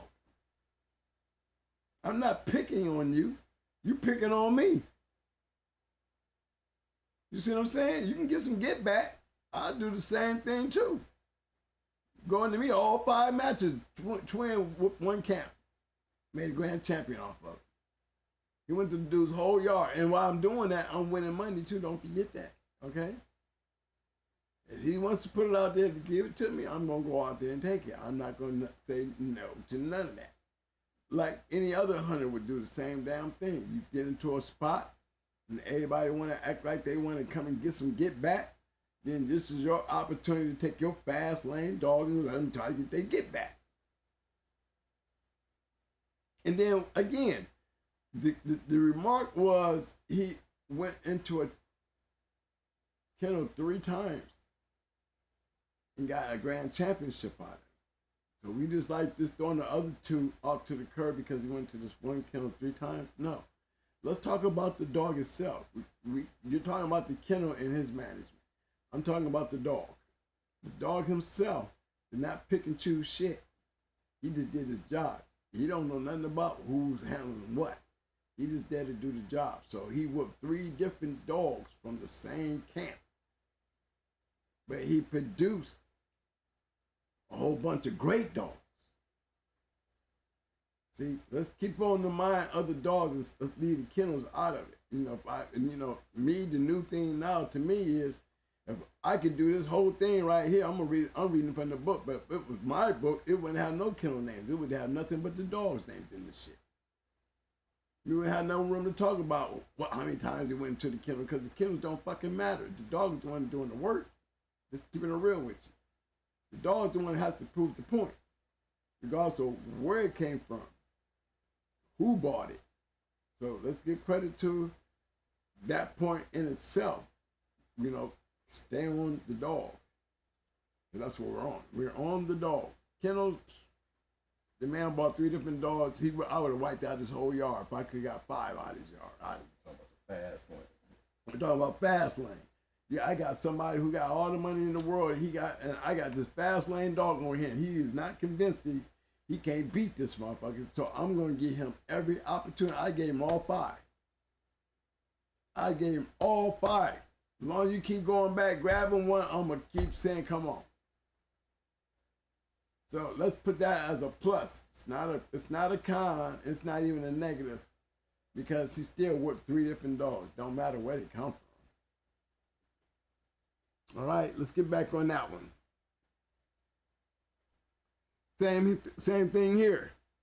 See, this is what competition look like. You know, that's what competition look like. An hour 20, so you know she wasn't just whooping them early. She'd go the distance with your ass too. You notice that, right? And then you got the one right up under that one. You got one right up under that one. That was teaching. We know about her. Fat Bill tell you about her. We did a show. And we had her pedigree out here, guys. I'm gonna come back to me for a minute while I straighten this up. Yeah, we talked about her. We even looked at her breathing and all that stuff. That was a good one.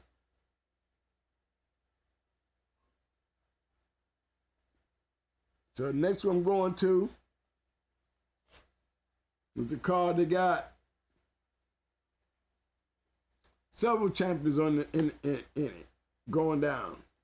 Right up under Chi-Chi's match, at match 150 and match 151, we got 2 champions on the card.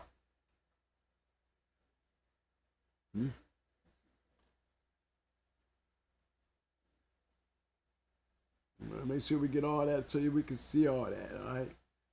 Bring it up just a little bit.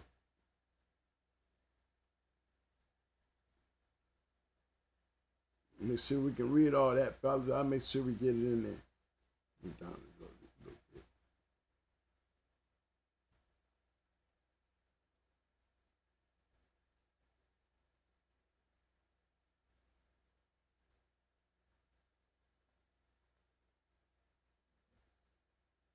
All right, another point to be made. 2 champions right here. Okay, first champion, High Tech Kennels champion Grip. That's my buddy there. Me and High Tech, he's a good dude. Good dude. Grip by Wild Size Lucifer, Red Lady, a one-time winner from Road Warrior. Grip all the way. Lady stops at 21. Okay. We don't have much to say about that one because, you know, Red Lady was a one-time winner, and she ran into a monster. You know, that Grip was a monster. She was nothing to be playing with. You know, she was pepper in disguise. That's why she's grand champion Grip. She was a pepper in disguise. She was a destroyer. You know, you wonder why. I always wonder, you know, there was 2 dogs that I wanted to see go into each other. Would have been May May and Champion Grip. That would have been a good one. You know, I don't know if Grip would have ever wanted to come up to 42, but that would have been a good one. That's probably why it never happened. That 1 pound would have made a difference. But there was 2. I would have had to say two badass, talented bitches. It would have made a great show. And then we got the one on the bottom. We got the one more at the bottom. Sal and Louis champion Toco Loco. Oh, Toco Loco. Deep Connections Jambo. Jambo, a one-time winner from a champion tramp bloodline. Rough and even at 2 hours and 40. And Loco is first to scratch. At 240, Loco is first to scratch. He goes, but Jambo don't at 3 hours and 7. Choco Loco, they'll tell you how he bred. But that was his 5th match. Choco Loco won 3 hours and 7 minutes. And he ran into a good bulldog. He ran into a good bulldog.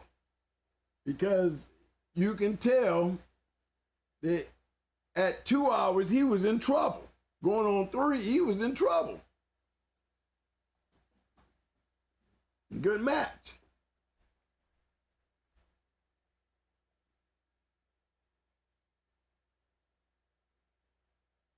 That was Sugar's first time out. Yeah. Well, she was a one-time winner then. Okay. Well, Mike pointed out, so I guess I'm gonna go ahead and take a peek at it since he brought it up to me. I'm gonna try to put it up here where y'all can see it. Okay. He wanted me to go show y'all. I'm trying to, man. Will you let me? You know my site.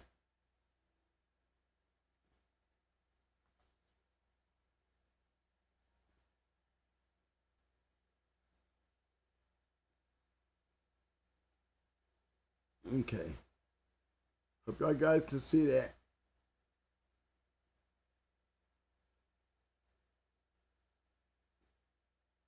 It's better where we can see the whole thing.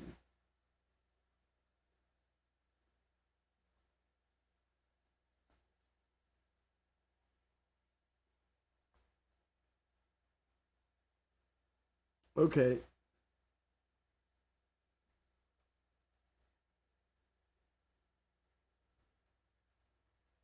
I'm going over here and stepping down right here in this area right here. And I know a lot of you guys didn't know the Gotti dog. Yeah, the Gotti dog. That's him right there, coming hard, Gotti. Yeah, he was a bad dog too. All right, but I'm Mike brought me over here to actually point out Champion Sugar. See that bitch right there, both one-time winner. Sugar out of Hardcore's Kennels champion, Bozak bloodline, handled by Tom. Lucy handled by Charles. Lucy don't run her scratch to continue at 30.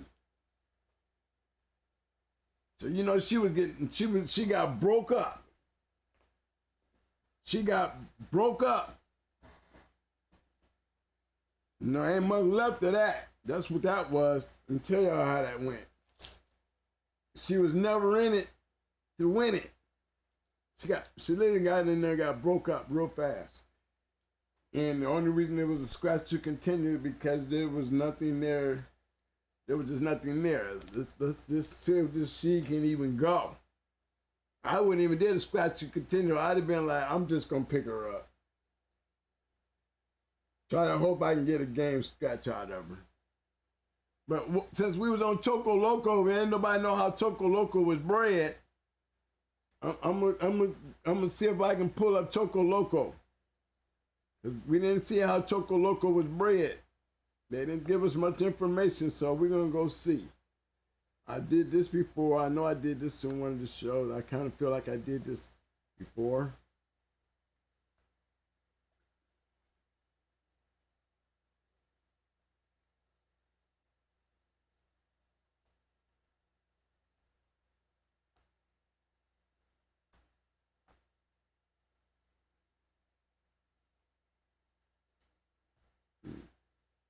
Shout out to my main man, Lane Marshall in the house.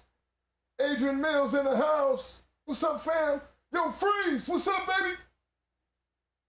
Mr. Landon Hill, what's up, fam? Mr. Timothy Carter, welcome back, fam. Yo, Mr. Carter, pick up your hardware, fam.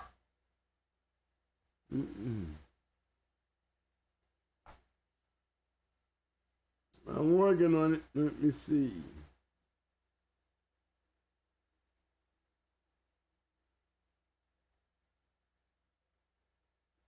Rasheek Lawrence in the house representing Rome, Georgia in the house. What's up, fam? Welcome to the show. Rico Sanders, what's up, fam? Welcome back to the show. Look here, fellas, you know this room is full of a lot of blue up in here. We call this the Shark Tank. In order to get that hardware, get that blue, all you got to do is show up to the show. Participate in the chat like I see you doing, and you will be picking up your hardware, fam.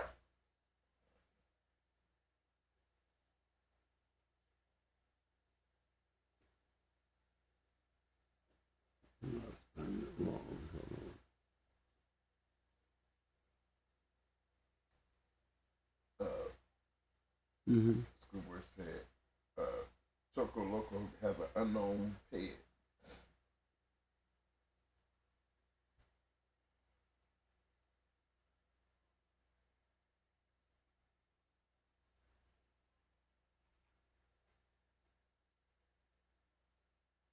Jermaine Hunter, what's up, fam?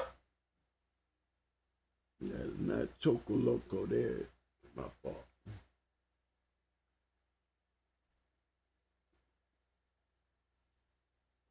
Trying to make sure. Let me see that weight. Match weight was what? 47.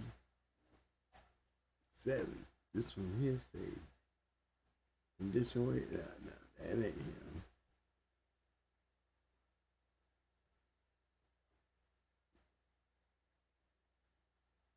Grand champion local Choco Loco. There you go. Fan Kennels in the house. Welcome back to the show, fam. He does have an empty pedigree, but he's still there. Here's what he was talking about. There's Grand Champion Choco Loco. Choco Loco. We looked at this before. For those who didn't see it, that's him. Yeah, you do have an unknown pedigree, but we know enough about the bottom.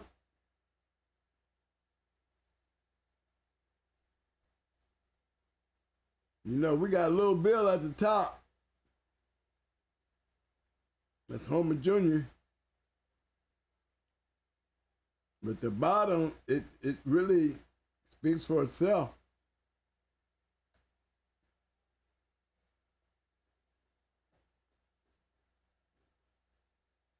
They was working with it. That's what I can tell you. They was working with it. Let's go to Double Dutch. So y'all get an understanding of how Double Dutch was. It was just a red boy dog. Old school, red boy too. A Hollister, Matlin, he got the whole combination up in him.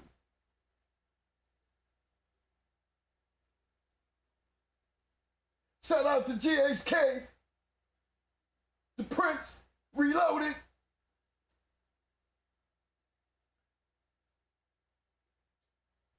Yo, D, pick up your hardware, fam. That's him right there.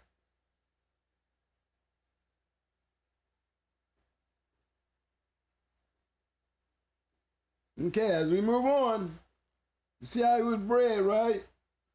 He did have an empty pedigree. He did have an empty pedigree. But we saw enough on how he was bred, though. He had enough on there. He was definitely a red boy dog. That's for damn sure. Mr. Garcia said Choco Loco tried to go into Grand Champion Blackjack, but Crenshaw declined. You know why? I mean, but I spoke on that earlier, though, didn't I? On that win. I said, pay attention. Okay, you spoke on it, schoolboy. You spoke on it, schoolboy. You know where I was going with this. You're right. I said, pay attention now. You know, some of these grand champions got some easy wins going in, but you can't say nothing bad about the dog either way, because you don't put it on the dog, you put that on the handling of his owner. He was trying to go after Crenshaw. Crenshaw wouldn't do it. No, a lot of them wouldn't do it. I'm telling you, if I had a dog like Blackjack, he would have had to come see some Choco Loco. You know what I'm saying? But the thing is, if you go back to Blackjack's career, you're going to see it was very well managed.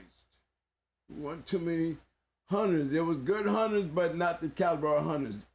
Blackjack was on another level.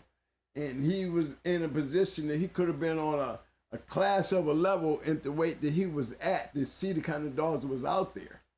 You know, Marion and James, they did their little, you know, they campaigned him all right. But they campaigned him like they campaigned Gator very smart. You know what I mean? You ain't gonna catch him running into no Abrahams or some Gator boys or Geno boys. You ain't gonna catch him running shit like Strictly Business. Not that. You might catch some of them outsprings and you know what I'm saying, coming off that branch, but nah. You were not gonna see it, fellas. And that's why I'm saying, you know, pay attention. Shout out to my boy Bootsy! Bootsy! What's up, fam? Money! Yo, money, I see you, fam! Freeze! What's up, fam?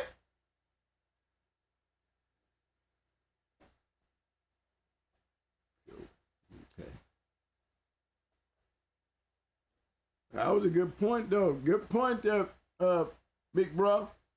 Mr. Garcia, you're right.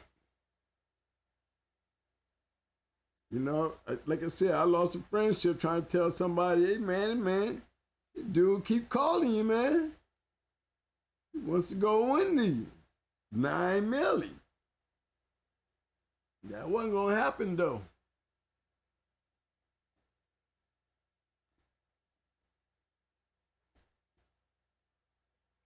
Okay, I'm trying to get another one up here, fellas. We got another champion on champion here.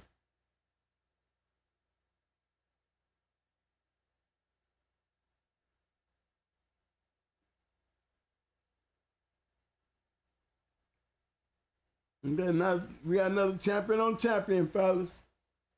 This one right here is gonna be right here. Right there. Strictly Business champion Bad Butch. Going in the Breed-Rise champion Jinx. Males at 45. Seems like this one's gonna be a pretty good one. Jinx rides ahead and is out front at 40, but slowing down. And start the scratching at an hour. You know, soon as Jinx started the scratching, I'd have been betting on Jinx to lose. Jinx down at 148. Strictly Business. Good level. Yeah, I would say a great level of dog man. Both dogs did good. Jinx was in trouble at the hour mark. If he was out front in 40 and it took him 20 minutes, y'all, 20 minutes later, he was still tired as hell. Guarantee you Champion Butch was on his ass. No breaks. I can't even get my win back because now I'm getting shit chewed up out of me. This is what happened when you put champions on champions. I would have been going with Strictly Business only on the simple fact that they conditioned a lot of good dogs and they were in pretty good shape. If you're going to beat them, you're going to beat them with caliber. If you want to beat kennels like them, you want to beat them with caliber dogs. Not saying that they can't be whooped because they can. You just got to bring in caliber dogs to whoop them, and you got to have those caliber conditioning on those caliber dogs if you're trying to beat them good kennels. Some of you guys had the chances to go out there and really whoop some big ones and got some good ones in there. It fell short because, you know, your conditioning fell short. You failed the dog, not being your fault, but you didn't have enough knowledge to get you over the hump to be able to take on the task of whooping a fast lane kennel with a fast lane dog. And the quick went 262. Strictly Business that night went up 2 pounds on the dog. Oh yeah. Yeah, oh, you talking about on the first one, Chino? 262. Okay, the next one, quick. Yeah. Okay, yeah, the next one, what? That was what? Yeah, Debo is 2 pounds over. Pound for pound, them some good boys. By 40, Quick comes from behind, and by 152, Debo stops. Debo Quick. You know, that 2 pounds was probably hurting him until them 2 pounds fell off the Debo. And then Quick was like, yeah, I got your ass now. You know, again, I'm going to say this again. If you notice, there were 4 shows. Just pointing out 4 shows.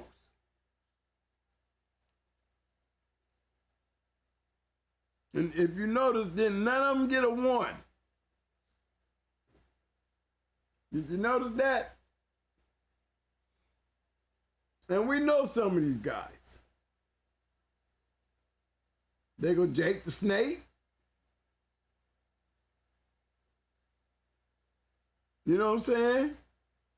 They go Chino, Still Real. I don't know how they didn't get a 1 on losing to them.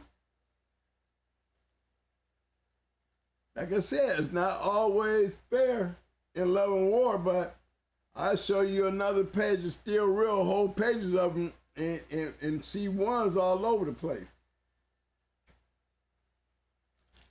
Jack was funny like that. Yeah, he was funny like that. You know, he was still probably going over that shell shock the way Strictly Business came in there with them Buster Brown dogs and all them other dogs. You know, Strictly Business came in there and they wasn't playing. Strictly Business is definitely a legendary kennel. I just wanted to show you the referee. Every one of them referees was recognized refs, though. Yeah, they were. Okay? All right. What do we have to say about that one? You see in action. You know what I mean? Pound for pound. Jinx at 45 was not enough bulldog to take out Butch. I think the kennel was the winning factor in I think in every single one of them shows. Because that's a fast lane kennel. If you're gonna beat them, you're gonna beat them with a fast lane dog. It's gonna take a fast lane dog and a fast lane key to beat a fast lane kennel. That's what it's gonna take. Don't fool yourself. Don't believe the hype in yourself. Believe in winning by knowing what a fast lane dog look like. Just because you're beating up to everybody else in your area doesn't make him a fast lane dog. Hold on, I'm gonna put up a question. Hey Mo, Lay Marshall has a question. Hey Lay Marshall, I'm looking out for you, fam. Thanks again for that freeze, but I got it, fam. Hey, Lay Marshall says, explain the difference between a straight killer and a game retarded scratch dummy.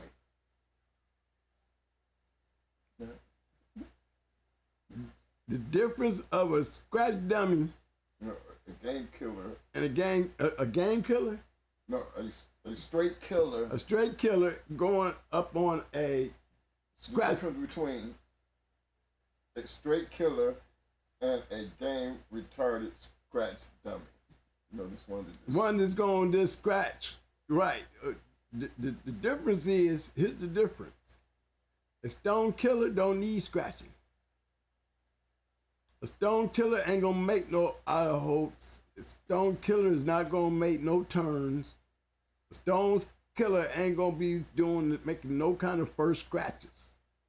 That down crash dummy, you're gonna have to kill him. See, I'm gonna tell you what happened. You got that crash dummy in good shape. Okay? And that killer in there with that crash dummy, that killer better hurry up and get that crash dummy out of there, because guess what? The longer it go, that crash dummy has got a better chance to win. because he done took all he could have taken if he's still there on that killer. Okay? Because guess what that killer gonna have to be? He ain't gonna be no more killer because he can't kill this crash dummy because he's still coming. Regardless of what that killer do to him, he's still coming. And you can't kill him, then you're gonna be the one to lose. I can guarantee you. Turn this shit into a scratching contest and he gonna give up. That ain't no killer no more. Now he got to be a crazy scratching dummy himself. And that ain't his plan. Most of the time, if that ain't your plan, then you change the plan and you say, well, we'll just quit right here because he ain't gonna never stop. He ain't gonna never stop because as soon as that big old killer get down there and have to take a break with this damn crash dummy, this crash dummy gonna look like the killer. You see what I'm saying? So, yeah, a killer is a stone killer to go in there and take a crash dummy and whoop his ass. I don't care. An average, to me, a fast lane killer will be the great dog. A fast lane killer will be the good dog, but a fast lane killer will be the great dog. And I said fast lane. I didn't just call him a killer. I said a fast lane killer will destroy a fast lane game dog every time. Because the game doesn't even matter if you can't stand and make the scratch. And a fast lane killer will have you broke the fuck up. Well, all you doing is giving up a courtesy scratch or a scratch to continue. Either way, you're not winning. Okay? It's real hard to beat a killer. You're going to see that in some of these matches. We're talking about champions. We didn't see some champions lose. We didn't see some champions lose quick.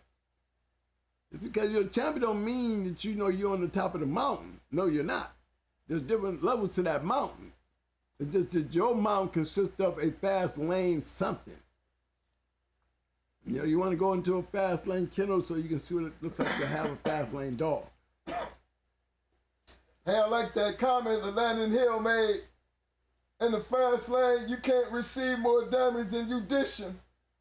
Mouth is very important. You better have it. You better have it because you can make a dog that ain't all that damn good look real good because he got a mouth and you don't. He'll sit there and eat your ass up and you a better dog than him. Because you ain't doing nothing to discourage him with your mouth, old buttercup. Scratching all day, but ain't biting through butter. You ain't doing shit to this dog over here that's biting the shit out of your ass. You making him game because what is he worried about? He ain't getting hurt. But you're supposed to understand that at home. Don't bring your little game shit out here thinking you're going to go in here and whoop one of these damn bulldogs that's going to have some mouth and some ability, and you ain't got much of nothing but your heart. Heart will get you killed in the fast lane. Am I correct? Those that agree with me, just throw a thumbs up. I hope I added to Landon Hill's remark because he's right. You better have some damn mouth. Sometimes that ain't even a damn nut. You have a mouth and the other motherfucker got a mouth too, you got a problem. Especially if this other motherfucker fighting maybe not as good as you, but acting crazy as hell like your bites ain't affecting him nothing. You ain't slowing that one damn scratch on that motherfucker down. Then once he get you out there in that water like the gators do, you know, they snatch you into that water and get to twisting your ass up. It really boils down to the condition of how long this dog can maintain the effort that he's putting in to keep you on the down level. You know, a lot of them spin it out and now they want to take a break and then you still there. Now you get your get back. Okay, my talent ain't might be good as yours, but I knew at this time was coming and you gotta have the ability in the air and the power to overcome not only what he put on you, but to get up and put it back on his ass while he's trying to take a break. It gets to them. That's why they always start off fast. Oh, he's killing him. Oh, he's killing him. And then the next thing you know, all that killing start doing this shit. And all of a sudden, that killer turns into a game dog and no more killers. Now we into a whole different world now. It's all on how they handlers want to change this. They can turn this into a scratching contest, but it really works against a killer. You know, because to me, if you keep a killer hot and warm, he will continue giving his all. When you start putting them in the corner and slapping water all over their ass, it seems like your dog is just not the same dog when you're doing that. I've seen guys drench their dogs. You know, I ain't doing none of that. I'm wiping off the face, giving a little squirt down in the mouth, and then that's it.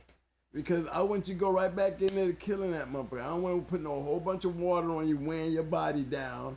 I want to even trying to cool you off. That's why they warm up before they go into the gym, you know?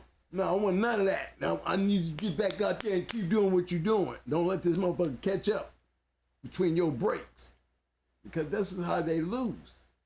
They do all that smashing, and then they run out of gas, because usually the dog that's getting smashed, is usually that game determined motherfucker that's in great shape.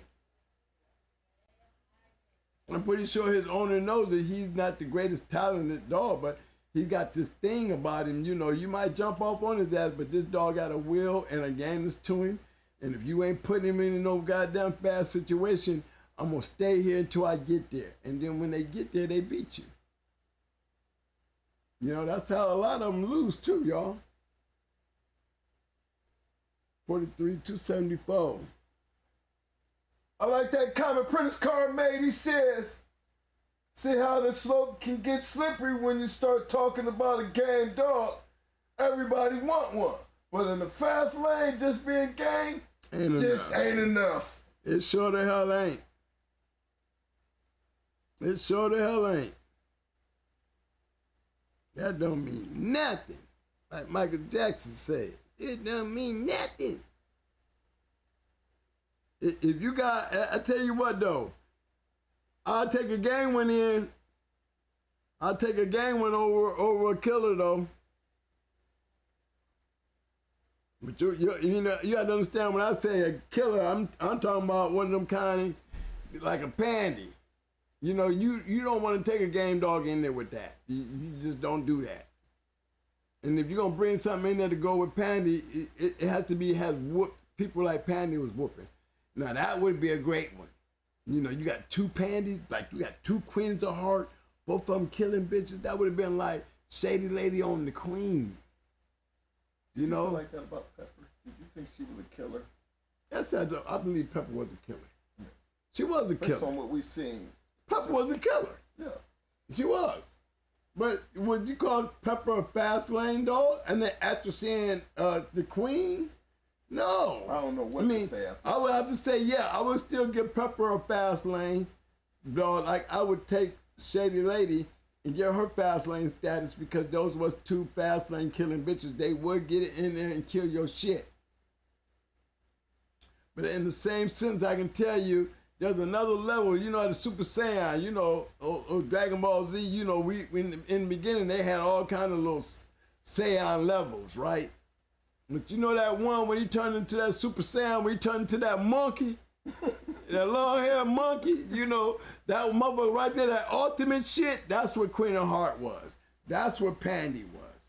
You know, I cannot really say too many males that I've seen with that type of caliber. You know, I would have to say Luther was one, and a little to be said, I would have to give it to Kunta too. Because Kunta was one of them determined motherfuckers, I'm going to kill you regardless of how long you want to do it. And he was a bulldog that wasn't supposed to be able to do that. You know, he can go wild to wild like the Kentucky Derby and be winning the whole match. Not taking nothing away who you putting him on. Now, Wacko was out of his class. It wasn't that Wacko wasn't a badass dog. To me, Wacko was just out of his class, you know, wrong weight, wrong everything. He should have never came up that far to be trying to go into him anyway. That was just a whack move. That's my personal opinion on that. I think Buck Rogers would still got it. But like I said, you know, my theory and my hope that I want it never happened, so I ain't gonna rely on it or wish it. But I'm telling you, man, I was really putting my guns on Kunta because I really believe Kunta and Buck Rogers would have been the fight of the year. I think I had the dog that really put the test to Kunta. And I believe that if I could have got it off, it would have been a great show. But yeah, I didn't take nothing away from Kunta. I'm a hunter. That's what attracted me to Kunta. You know? I mean, you beat Wacko, but I know something. I know something that they didn't have, that he ain't been on. And that was somebody bigger than him and longer than him.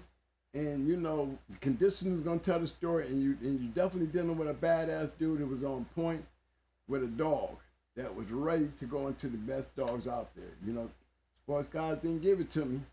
So I ain't going to whine about it and talk like what could have been, should have been, because it didn't ever happen. But, you know, it was definitely one of the things I had on my bucket list at that time, that I was pre-making him and making arrangements to get us something to go into Kunta, because I wanted to have that match of the year. I wanted not more just to cover, I wanted to hold down the whole dog of the year shit. Because he was one of those kind of dogs. And like I said, he was actually one of the first Mayday Stone City dogs. He was one of them motherfuckers out of that litter. His sister Baby. So I'm not talking like, you know, I'm giving him more than what he was, because definitely that is not true. He was all that and some. And it would have made a great match. It would have made a great match. But I have something that was, I just believe that back stifle shit will break your ass up. If you can't keep me out your chest, you can't keep me out your stifle, you're not going to beat me. And not at the pace that I'm running. I don't give a damn how good you condition, but are you conditioning like I'm conditioning? Because I'm conditioning like not everybody conditions their dog. And that's what makes it hard for us to lose. You know, it can't stop the dog. You know what I'm saying? All I can do is put the shape into him. I can't make him do the job. He got to be willing to do it regardless of who's on his ass. You know what I'm saying? I'm just letting y'all know the conditioning, you're going to have a problem going into Going Hard Kennels. That was what we banked on. We bought in fast lane dogs to ride at a fast lane pace. And what y'all thought was fast lane pace was definitely not fast enough for us, because we put a lot of dogs down real quick because of our pace. You was good enough to hang in there and tittle-tattle, but you should see what it looks like when you going 99 miles an hour with a motherfucker that just will not give you a fucking break. That's what I believe in. That's what I call fast lane. I can get your ass out of here real quick. I don't care about you being game. I don't care about you having some ability. I don't give a fuck about you even being smart. You know what I'm saying? As they coach, I'm looking at the dog in his point of view, because he don't know none of that shit. So when I cut him loose, that's what I'm banking on. And I'm banking on the fact that they don't know what the fuck we did to come to this position that we in, and why we getting ready to do what we getting ready to do. And that is pick up the pace, force the pace, push the pace, continue to jab, jab, jab, jab, jab, jab, jab, until we put you down and you can't bring yourself back up, because we're not giving up no breaks. And a lot of these great kennels, this is how they were winning. They was forcing these good fast lane dogs that had ability, you know, the ones who knew how to use the roids and really use that pace. Guys like, you know, Stone City did it, Hardcore did it, Strictly Business did it. You know, these are all these kennels that I know. Shit, Schoolboy did it. Yeah, Mr. Old man Lynn telling y'all, and the one thing that, you know, my brother was sitting down here telling y'all that even the old meal maker said the same damn thing, that he had guys out there that nobody couldn't understand why they couldn't beat these dudes, because these dudes was whooping y'all asses with the pace. You put me a dog on steroids and I'm putting a pace on a dog that's on steroids. That means I'm on an enhancement drug,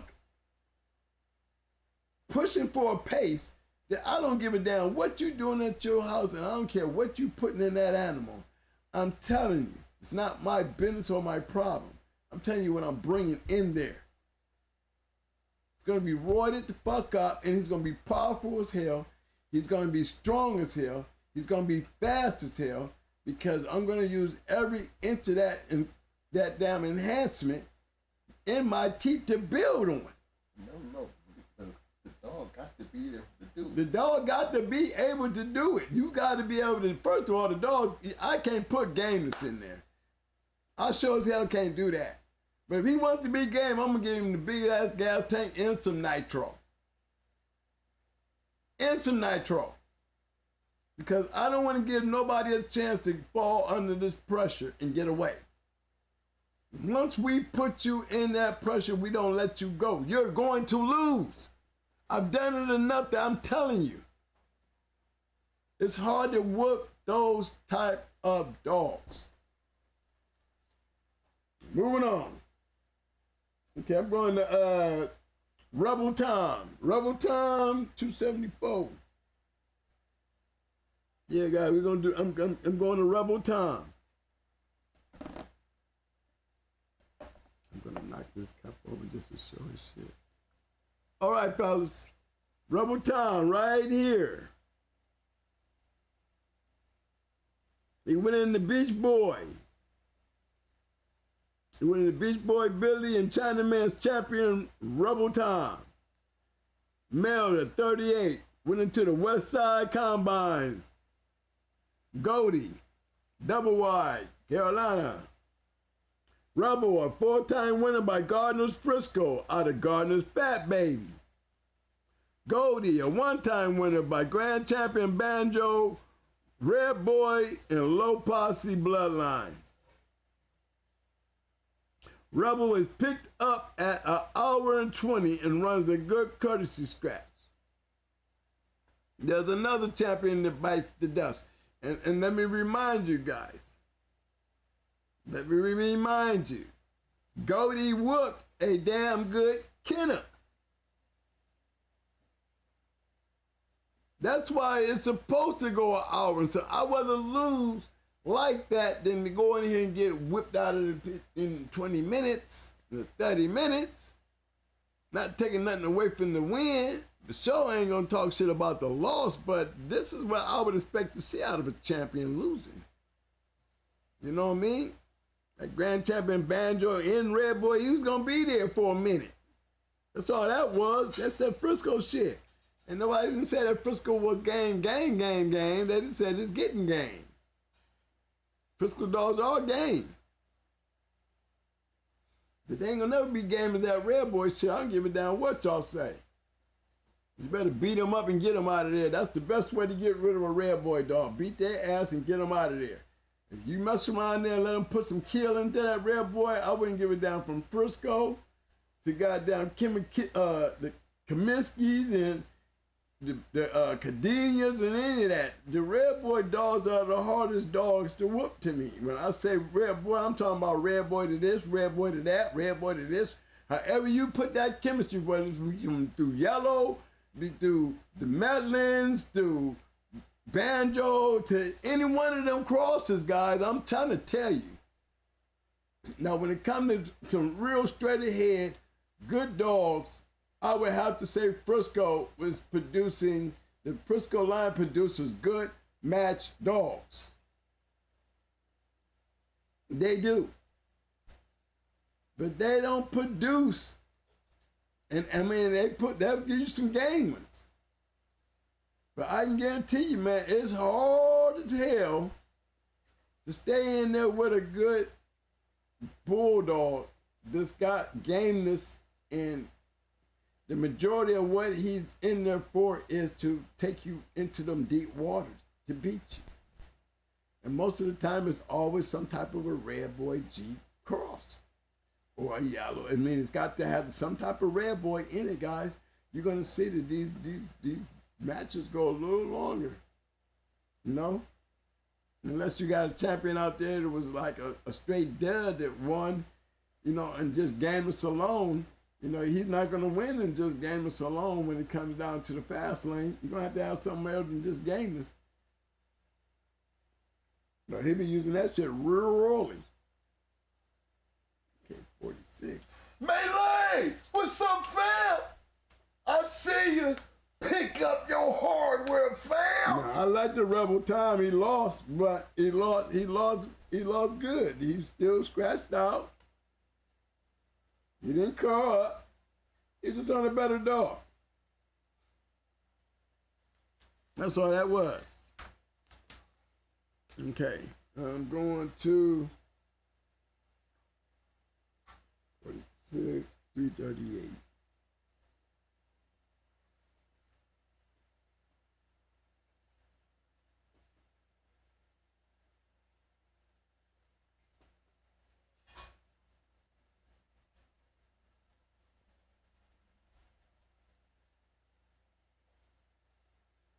Hey, to all the newcomers in the house, to see all this blue, we appreciate you coming to the show.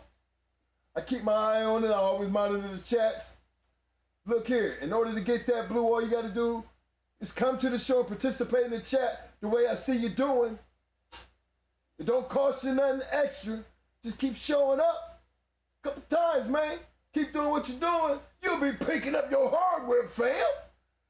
And a special shout out to my man Frederick and Show News. What's up, fam? All right, fellas, it's the next one. Scratch Line News, what's up, fam? Scratch Line. It's our next one, guys. Our next one's gonna be Bad Rosemary. It's a male-female match. And it's an overseas match. They put Rosemary on a male. It went 1 hour and 25 minutes. The male was just too strong for her. They ended up picking up in 1 hour and 25s. Even ran a good Garrett courtesy scratch. Taking a champion bitch out there putting them on the male. That's like taking Tornado and putting her on standing man and expecting her to win. Okay. But that's over in another country too.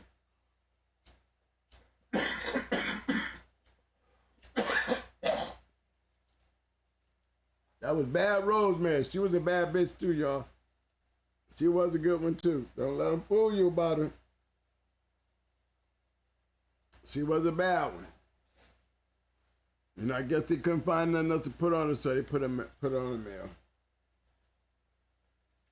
It's a way to lose a good dog, putting them on there. I mean, I've seen guys do it. I've never been a believer in putting my females on anything because, shit, what if the male want to give him some booty? And now my male trying to get some, and the bitch is just steady beating the shit out of me. You know, and he's liking it because he think he gonna get some. You know what I'm saying? No. I don't even, you know, we did it a few times where we would have to put our bitches on our males just to game test them. Rosemary was a bad bitch too. Yeah, Rosemary was a bad bitch. Yeah, that was stupid. It was stupid.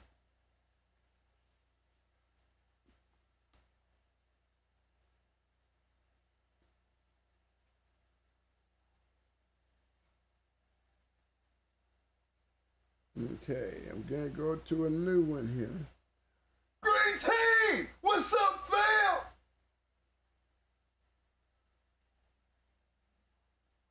All right, y'all, we getting down there to it. We're down there around the bottom of this book here. We got a couple more. This is just 1 month, y'all. This is just 1 month. 17 matches that involve champions. All right, this one here is going to be down here with Smuggler. Ice Pick Smuggler. Males at 43.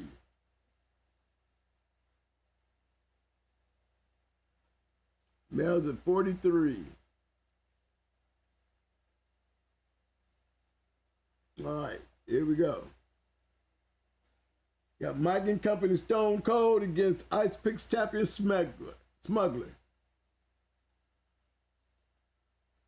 115 Idaho. Stone Cold goes first. That means Down Dog goes first. He goes first. And after the scratch, Smuggler gets through the back door. 3 each, 139, Stone Cold don't. Let's see if he says he don't or he can't. Says he don't. Yes, Ice Pick's champion Smuggler. Was he on a good dog? Yeah. But Stone Cold came out of hope.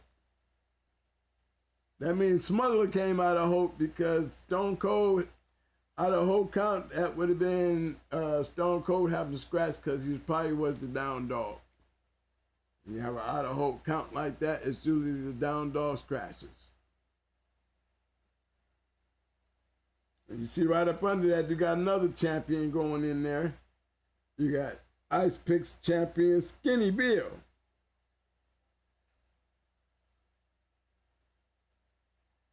Now, Skinny Bill, we got males at 40. Bill turns at 31. And after he scratches, he goes back to the back end, and Bo is slowing down. Bo to scratch at 2 hours and at 7, and he don't. Now, the way I see that one here, you can't say Bill wasn't no game dog. I just don't think Bo had enough bulldog in him to shut him down. I give Smuggler and Skinny Bill props because you know these dogs were in good condition. Ice Pick is another great dog man who usually have great dogs and have good conditioning on his dogs.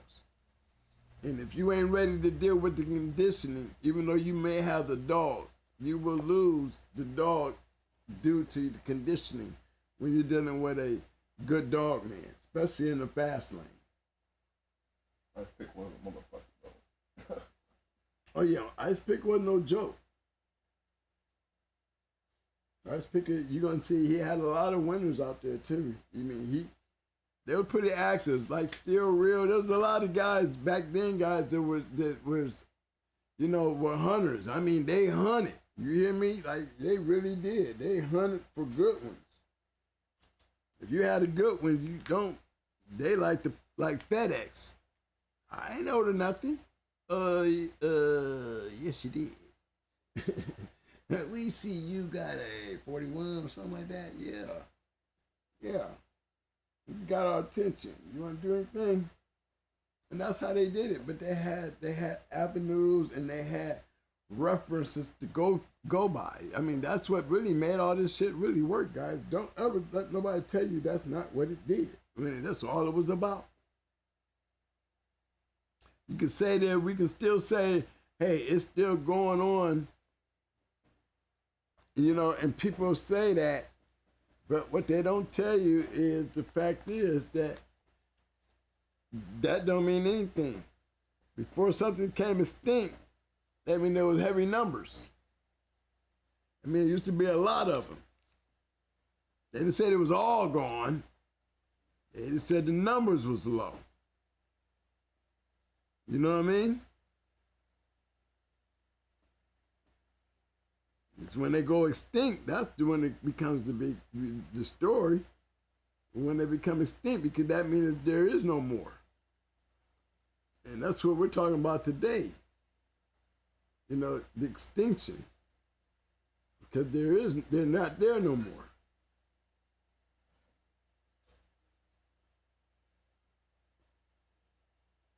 Okay, I got another champion here, y'all. Champion Key.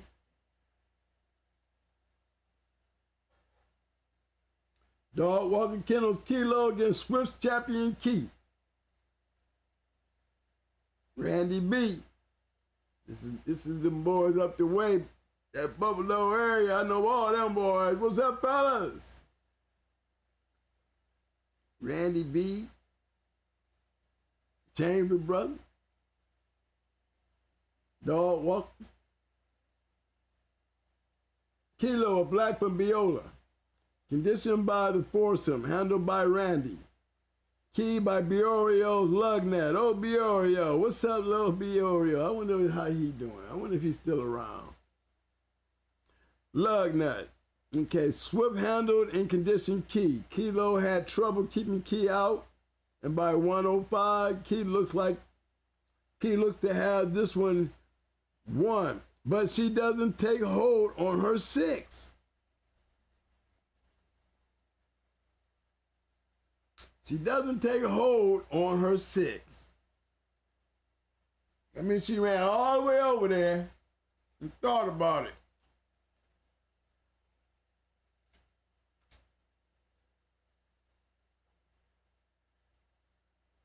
I bet you that was a shocker of the night.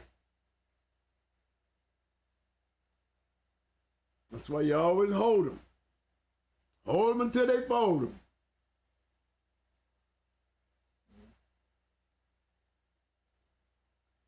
Another champion that lost. Yeah, I mean, how many champions was it? I stopped marking them down. Y'all let me slip away on that.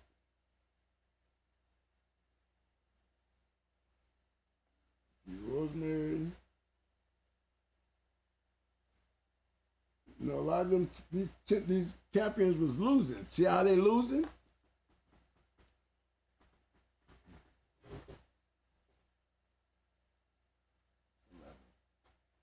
But you see how they losing? Okay. I got 2 more, guys. You want me to go? I'm gonna see if I can pick them on out of here right quick. It's getting around 11 at that time. And I'm pointing these matches out, fellas, again, because it's good information. It's good information for you guys to see what the fast lane was looking like back then. You know, what no champion safe. You know, and I could have showed y'all some matches in here that y'all would have thought was really real, but in the long run, in the long haul, some of them matches was considered fake shows by, you know, the Beeline saga. Remember, Beeline had a lot of dogs out there that had champions and grand champions, and people was asking a lot of the wrong questions and scared him up. But the deciding factor was when he was forced to go into with that witch hunt dog, thinking that, you know, that it was gonna, you know, look, witch hunt was under another name. She went under Beeline's witch hunt, but it was Beeline who came with the bitch. So that tells you, where is the owner? You know what I'm saying? So there was a lot of, you know, that was the beginning to the end of what happened with the Beeline. Started when he bought Witch Hunt out there and went into 9 milli and looked so terrible. Not taking nothing away from Witch Hunt, but she was nowhere in the world supposed to be no grand champion or full-time winner. Not doing the shit that I saw her do. Shit, my brood bitch could have whooped her. Yeah, I was there. I saw it. He got exposed. It was embarrassing exposure too, because everything they were saying about you really came to the light, because, like I said, where was the owner? The actual owner of the dog wasn't even there.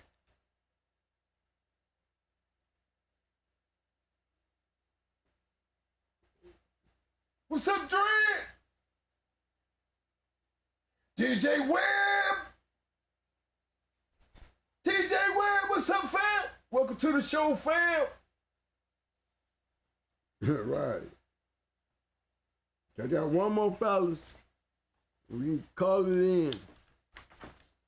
I think I didn't put the show together enough.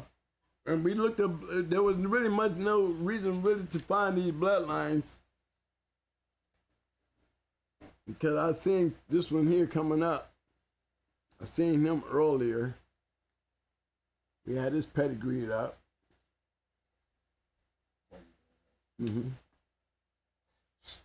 Hey Mo, Scratch Line News says he believed 9 Millie was the baddest bitch of all time. Of our time. What you think? Not the baddest. I come on screen. She wasn't. I would say she was not the baddest. I would say she was a bad bitch, but I can't give it to the baddest because Pandy would have killed her. I've seen both dogs. Seen one more than I've seen the other, but I'm gonna tell you now. Pandy would have ran through 9 Millie. She would have killed her because 9 Millie wasn't going nowhere. 9 Millie wouldn't have went nowhere. She would have been scratching to the bitter end. She was not a curse. She was not nothing you're gonna walk in and just beat her ass. But the style that Pandy had would have had her broke the fuck up. I would have been going with Pandy if I'd have had 9 Millie on one corner and Pandy on the other. I would have been going all in on Pandy. And I'm going on the fact that 9 Millie game as she was, the ability and smart as she was, she would have took destructive damage. Destructive damage. I mean, unless 9 would have been able to neutralize the onslaught that Pandy puts on you, it's like putting Queen of Heart, again, it's like talking about Queen. We've seen these type of dogs. We've seen these kind of dogs. And you notice we always lead back to bitches. May May, to me, was the baddest bitch of all time. May May. She beats several 4-time winners. Several. One 6-time winner, if you call Chi-Chi a 6-time winner. And she blew through these bitches. Nene she was a 4-time winner going for a grand championship. And shit, Mamie smashed her ass. Like, both great dogs, but wasn't none of them on the caliber that she was on. She abused them and got their ass out of there. With no doubt that she was not going to win. You know, them the kind of bitches that I call bad bitches of all times. You know, I would give 9 Millie her props. And I've seen her go, and she is a good dog. She is a bad bitch. But when you start talking about the baddest bitch of all times, no, that she's not. Because I can name one dog in her weight class that she would not be able to beat. I don't care what y'all say. I've seen them both go. And I mean, I've seen one more than the other, and it was not Pandy. And Pandy just had what Queen had. That destructive power. I don't give a fuck how good or how great you are. They're going to eat your ass up. And another dog I would tie with Pandy and Queen would be May May. That's right. May May, Queen of Heart, and Pandy. Them were the 3 baddest bitches of all times. To me. 3 baddest bitches of all times. I know it'd be them was my 3 picks. You ain't gonna run up on Queen, you ain't gonna run up on Pandy, and you sure as fuck weren't gonna run up on May May. Them bitches was beating champions like they was going through a fast food. There was no competition to those dogs. None. I don't care how good you were, they made you look like a piece of shit. And I've seen May May do it to Nene, but I missed it on Chi-Chi. Heard about it, down there play-by-play, but it was not a contest. These were great dogs, but this bitch was bad as fuck. Just like Pandy, just like Queen of Hearts. You know, those are bad bitches. Especially when you say bad bitches of all times. I can't really put them up in that category because I can add a lot more to that list. But when it comes to destroying killer bitches, if Brat had a 1-4, I would have her right up in there with them. If Brat had been a grand champion, I should have been right in there with them. I have her on that list. You know, I ain't got my own bitch on that list, and yet she was destroying everything. Her daughter was destroying everything. You know, these kind of dogs are gonna go in there and make a good dog look fucked up. But not, I wouldn't dare put my shit up there on the top of a rank like that because they did it. And they proved that point. Not like I'm doing a hypothetical guess. This was 3 bad bitches. And like I said, I can't really find the males that fit the caliber of those 3 bitches right there. I can't really pull out one male that was that devastating outside the Jigger. I can say Jigger. I can't say Jigger. I can say Luther. I can say them names right there. Them is the kind of dogs that I'm talking about that fall in the same line as, you know, Queen of Heart, Pandy, and May May. Them 2 males right there would fit that same kind of thing. They I were. would say Grand Champion Ace. I have to give it to him. I mean, yeah, I would have to say Grand Champion Ace was another one. He was a badass. He would eat your ass up, and you just was not gonna be able to stick with these type of dogs. You would give a damn what you had to the table. These dogs was on a totally different level of what I call fast lane. You know, we even have to say that about Angus, even though we can talk all the shit in the world about Angus and the little curse shit that he did at home. But let's talk about what he did inside the walls. That's why what made him relevant. And make a good story on the backdrop of what he did outside the box. But let's talk about the dogs that he beat in the box. One of the main dogs in the dog game that got the first title being called a champion beater. Scratch line. I heard you, fam. You said your time. Scratch line. No disrespect, bruh. But I kind of believe your time and our time is about the same time period, fam. That's all. Because we was around in that time period. We was definitely around in this time period here. In 1999, we was all up in this time period. I mean, that was just 1 year, fellas. And that was just 1 month. We didn't get through the rest of them. That was just 1 month. I mean, when y'all start talking about fast lane killers, it's a real hard thing to do when you out here winning and you got to continue to win. It really is hard because you're going to run into those type of dogs, man. I'm going to put mommy up there.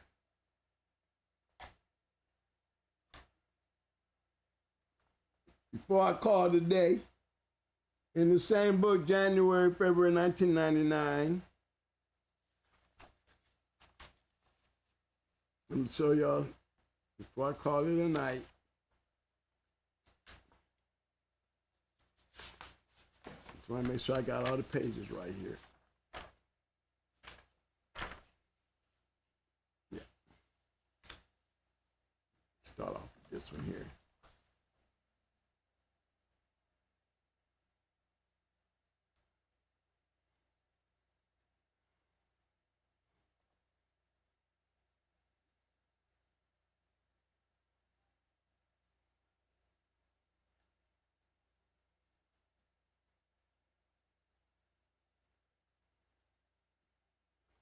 There's the brat certificate in the journal, guys.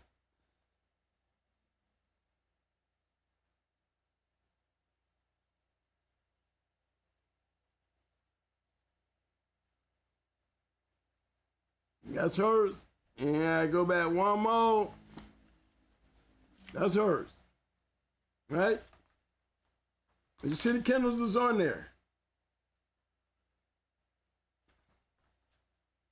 You got one more page over here, and here's the other champion we had. Champion Pretty Mama. She's the one that was winning Best in Show and Gamison Show over Brat.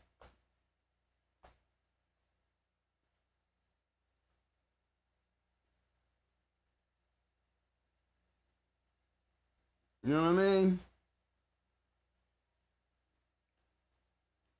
And let me go show you some more here right quick before I go. Some boys that, let me see if I can find them right quick. And I've seen these dogs here. Didn't know much about him then. And I trip out when I see him out there now. Hold on, guys. I'm almost there. Trying to find it here.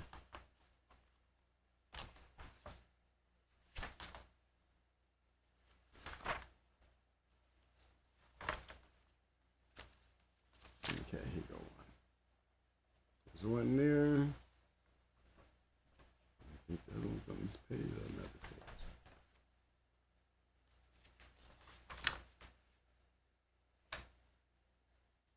Yeah.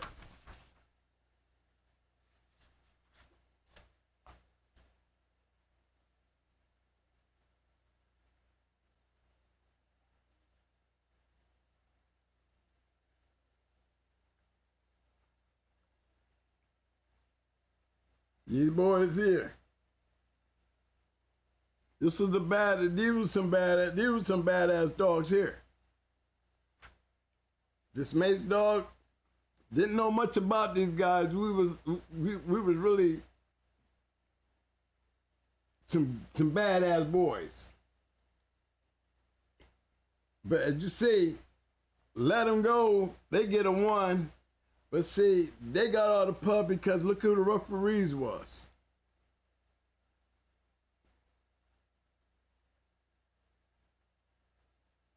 You see what I'm saying? There's a difference there, ain't it? I ain't even the referee in that one, and they gave let him go, but who don't know let him go? Littermate, if I'm right. Not for sure. I don't want to go lying on them because I wasn't paying attention.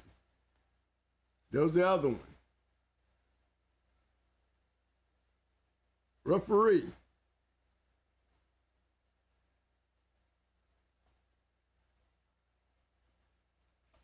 See what I'm saying? And those dogs back then, I think they was out of Tennessee, but they was all in South Carolina and Georgia. And we had more fun. You know, it was better than gentlemen's, y'all. It was better than gentlemen's. It was just guys out there doing dogs at all costs, looking forward to doing dogs. And you see a lot of them guys blew up, let them go, coming hard, still real.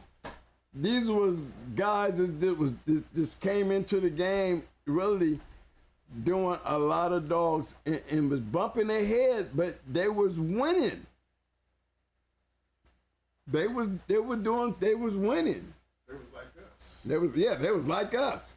They was going around to the good shows and they grew and developed into, who don't know, let them go. I'm going to be going down through a lot of these. Still real. Who don't know those guys? Those guys was putting down a lot of animals. And through time, they came through real nice. The thing is, where are those bloodlines at? You know what I mean? You don't hear much about them anymore. A lot of them you don't hear about. Randy B. What happened to all those great dogs they had up there in the Buffalo area? It's like, where are these dogs now? Did they get a chance to carry on their bloodline? Are they even worthy to even talk about today? We can talk about them yesterday because it was all worth the talk. But this is what I'm trying to point out to you guys is the importance of, what the journal meant in keeping records. Remember, this has nothing to do with, we don't know when, we don't know where, we don't know nothing about it. It's just a report and a story. There's nothing illegal about that. So when I go back into the past and look at this stuff right now, man, I'm showing you why this book was so effective, even throughout the years with all the pressure that was coming down from the animal rights people, that book was able to survive. I mean, when it changed hands and got over there into, you know, my boy's hand over there at work, and he got jammed, and you get jammed with the book and all that, you know, even still, man, they really couldn't do anything to him pertaining to the book, even though here he is actually getting caught at a match. Join a raid. Then get your house raid, and they find that in your house. Yeah, they the police, they can do what they want. They went and picked up him and went into Jack's crib. So they felt like Jack was still helping him, even though Jack had sold the book over. Jack still had a little inside to help the book go along as he made the transfer over. But yeah, that brought trouble to Jack, but it was never really the book, guys. The book is just what it is. It's a publishing. We don't know what's true in there. We don't try to what they call care. You know what I mean? If you're putting in a fake story, then your story's not eligible enough to be real. You know what I mean? Remember, it's all about what's real to us. Doesn't mean it had to happen. You know, we want to believe that it happened. As long as we believe that it happened, doesn't make it true. But it gives us the belief that these dogs that we went over tonight, we believe that it happened. And based on what we read, some of these champions had a free ride until they ran into what they call the wrong ride. You know, so my point was tonight was to show you, you know, the activity of what was going on back then and what made these shows such great shows. You know what I mean? Now, if y'all want, if we can do more of these things where, you know, I want to go inside the books and show you the ads. I want to go inside here and show you, you know, the advertisements and look at what they was advertising and what they was selling them for back then, and then go back through Pairs Online and see if there was anything major changes off of some of this stuff, man. It's good, interesting stuff. You know, and it's another way of showing y'all, you know, the necessity of why we must have a organization as far as where we can just report what we want to report. Doesn't mean we promoting anything, because it still falls under the same lines as the old stuff. The only thing I would change is because it's not really about the kennels anymore. It's all about the animals. I mean, I would just prefer, you know, reporting the animals. You know, if you're gonna put it on a public forum and talk about dogs and that type of manner, it shouldn't. I mean, it's too risky to go putting names on things when, you know, it's not safe to put names because they take it the wrong fucking way. We put a dog's name on there, and that's all we talking about is the damn dog. We don't know. You know, these reports are just like the journal. We don't know if it ever happened. We don't know when it happened or where it happened. We just doing the reports. I just don't believe in, you know, kennel names going on anything that's going out in the public unless they have the right to do it up on their own. If they choose to put their name out there along with champion so-and-so, then they can put their name out there and hopefully so-and-so's career is over and you don't have to worry about nobody bothering. You know what I mean? And even still, I wish somebody would come to my house with a search warrant talking about, because I was in the journal.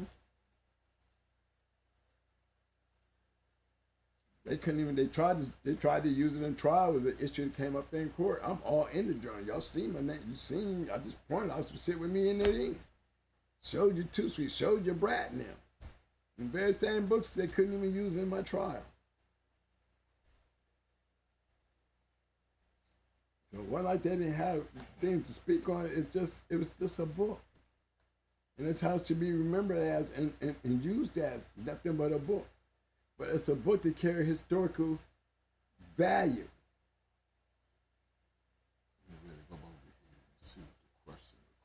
Okay. So I can go over to the poll. I'm going to look at the poll right quick, fellas, and see what the polls say. Ooh, it's a 97% though. Yeah, we still didn't get 100% on the poll? We didn't get 100% on the poll, Mike. Still didn't?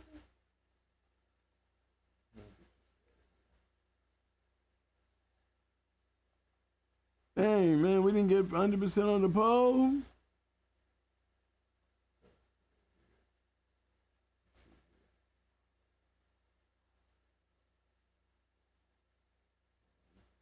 Close. 177. That 177. 177 people voted. And they got 97%. 97% said yes, the 3% said no. Is any of the 3% in the room? I'm trying to get I mean, I guess everybody had their own opinions about things. You know what I'm saying, y'all? But, I mean, what do y'all think? Do you really think people be really that far off base that when they say no to something, that they have a logical reason that really would make sense to us yesers? You know, I'd be wanting to hear those. You know what I mean? Not knocking them. Not knocking them because, I mean, I just want to know their thinking. That's all. I mean, they probably don't want to speak up because they think everybody gonna attack them and call them stupid, but shit, I wouldn't be feeling like that if, you know, 97% somebody agree with one thing and then you got them 3% that don't. I respect the fact that I just want to hear why. You know, ain't gonna change your mind. I just want to know what's your logic. Do you have a good enough explanation to explain to us 97%? That we can say, I can see that. I ain't trying to knock you. I wouldn't talk about you. I wouldn't call you green. You know, and if it was something you said that was way off base, I would definitely tell you the truth and put you right on base, and maybe that might knock off the 3% and put back down there around 2% because you got on the right path. But you got to be able to speak up and stand up for it if that's what you believe, so you can teach us something. Maybe we're missing something that you know. Okay, fella, we at that time of the show where, if you like what you're saying, I need y'all to give me them thumbs up, thumbs up, thumbs up, thumbs up. Muscles, muscles, muscles, roses. Yeah. I need roses. Yeah. Give me them damn roses. Hey, look, fellas, don't y'all forget to hit them like buttons. For all the newcomers, y'all don't forget to hit those subscribes. Seen a lot of new faces in the room tonight. Check this out, fellas. We appreciate you coming. All we ask you to do is just keep on coming back. Keep participating in the chat. And I will definitely be giving you your damn hardware. And welcome to the Shark Tank, man. Hey, fellas, don't forget, we got a Cash App over there that needs support, and it don't hurt to drop in because we need other things like these journals. It's costing. And you know, if you like what I'm doing, and I mean, all I need is y'all guys' opinion. You know, I'm trying to do this year by year by year by year by year. And there's a lot of information in here. That's why I'm taking my time with the year that I got, you know, 1999, so we can, because 1999, a lot of shit was going on. I mean, you know, when I get back in there, I'm gonna show you a couple of things. Like I said, let's go into the pedigrees. Let's see what they was writing in the editor's notes and stuff like that. They're real interesting things for us to talk about. So there's a lot of content in this thing that I want to share with you guys to show you not only the importance of it, but to bring you back into a time that we was running around. And it's almost like your time, but you'll see the changes that has been made since that time. Hey, fellas, I know I looked crazy in the beginning. I got a chance to shine, and guess what, man? There wasn't no sound.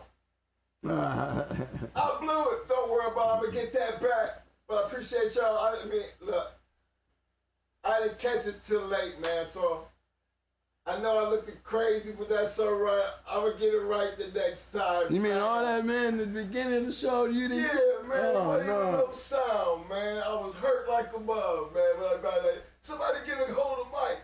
Tell him we ain't got no sound. I couldn't watch the phone and do the thing, you know what I mean, man? Hey, man, look here. I appreciate all that love. I appreciate all these roses. I love all these damn muscles and these thumbs up.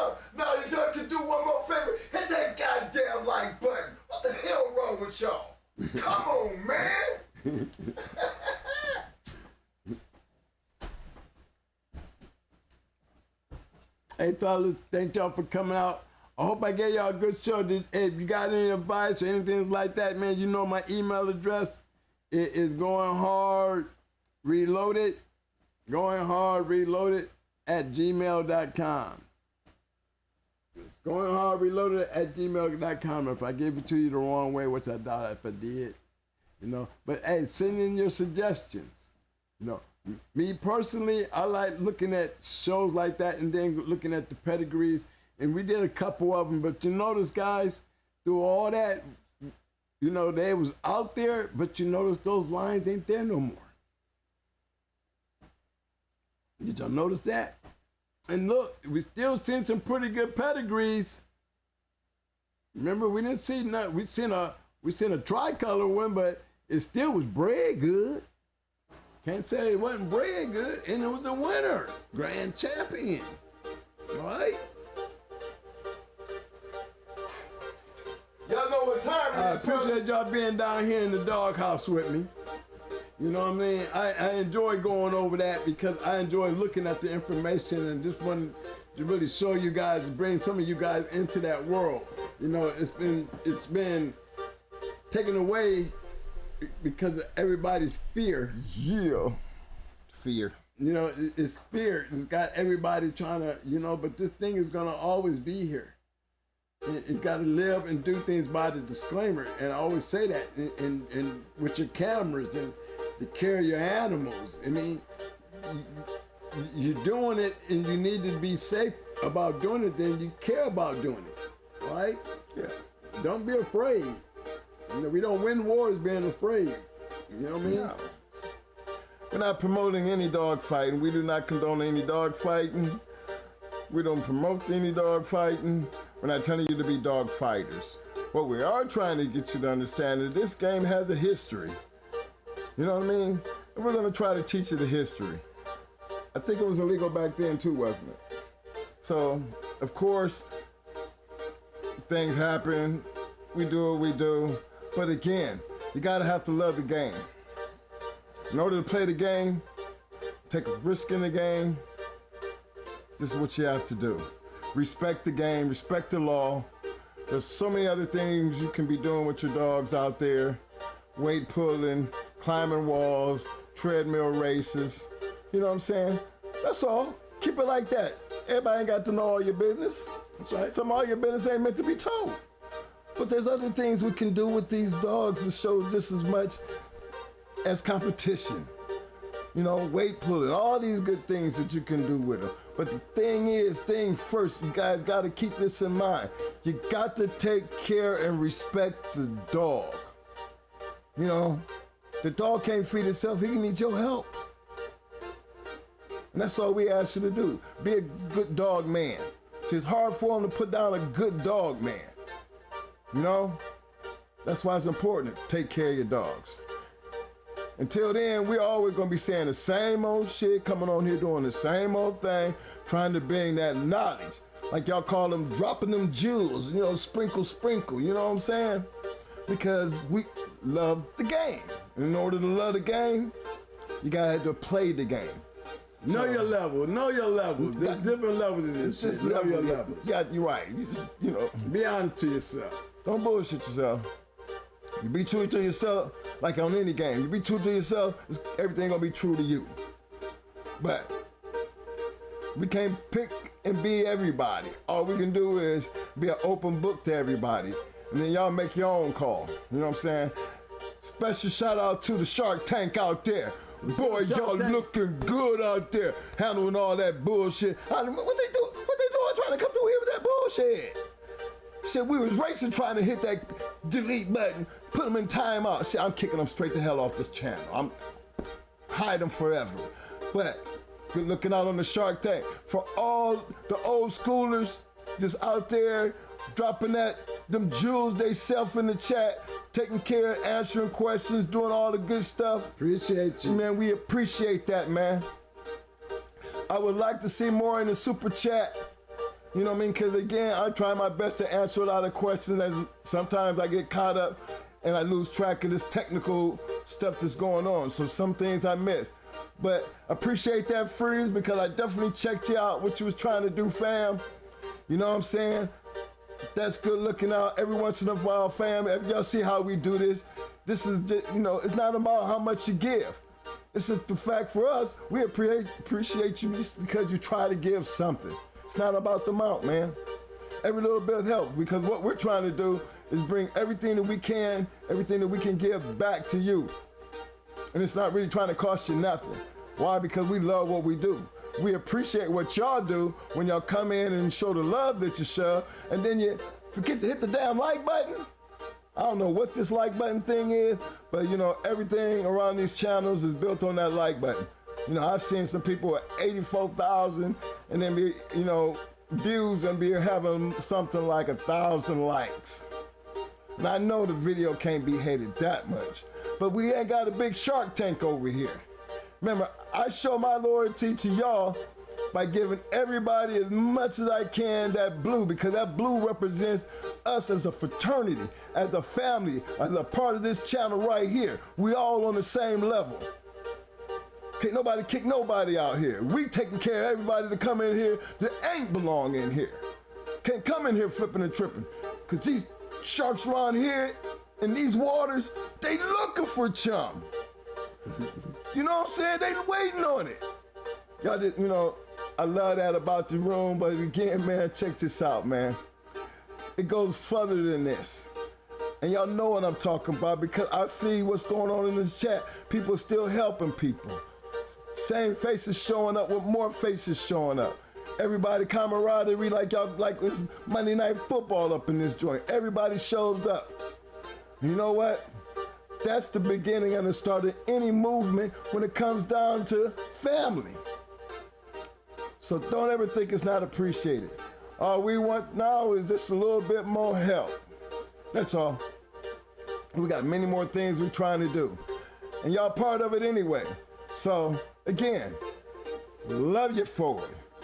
Because you know what we gonna be doing.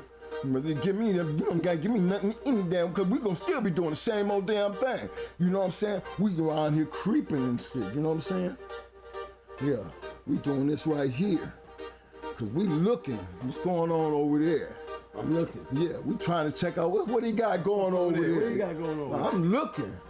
You know what I'm saying? I'm calling all my boys. I'm looking at all y'all out there. Don't think I don't see you. Because one thing we all gonna have in common before all this shit is all over, said and done. When you come out of the goddamn university, the Bulldogs are going hard, Kennels reloaded. One thing we all gonna have in common, we always scratch the wheel. You know what's up. You know what's Y'all up, know baby. what's up, baby. You always gonna do that, man. So that's always on point. So until then, till Friday, we on Hot Mic Friday. We're gonna see y'all then. Till then, everybody stay safe. Keep doing what you're doing. Deuces. Love you, fellas. Yeah. I want to break down for our yeah, let's see, let's get some something. I got you, man. Hold on. I'm on my mouth right here.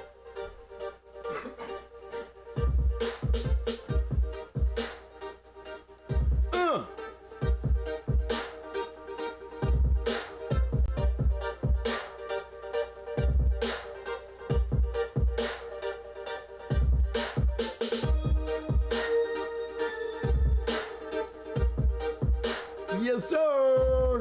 Come on.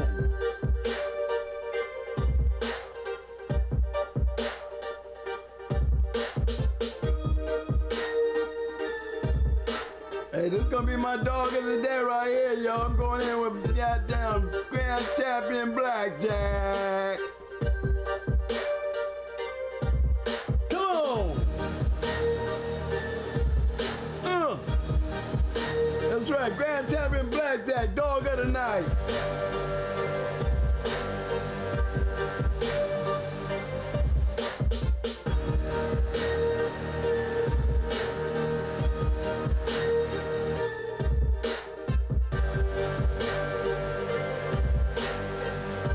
Don't forget that bitch right there. Wouldn't be a blackjack if it don't be for that bitch right there. That's an Akron bitch right there, y'all.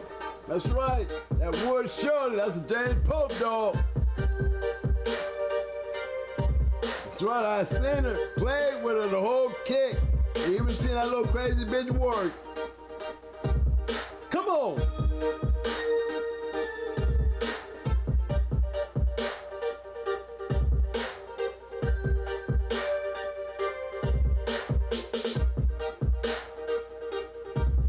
Had to let him make brothers to this shit. That's right.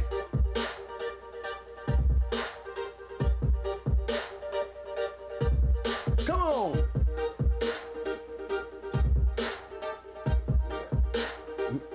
Bosco.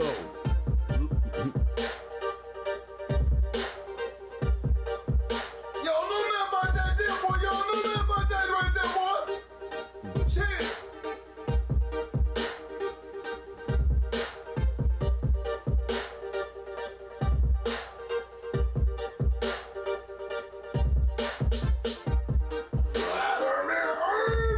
What's up, fam?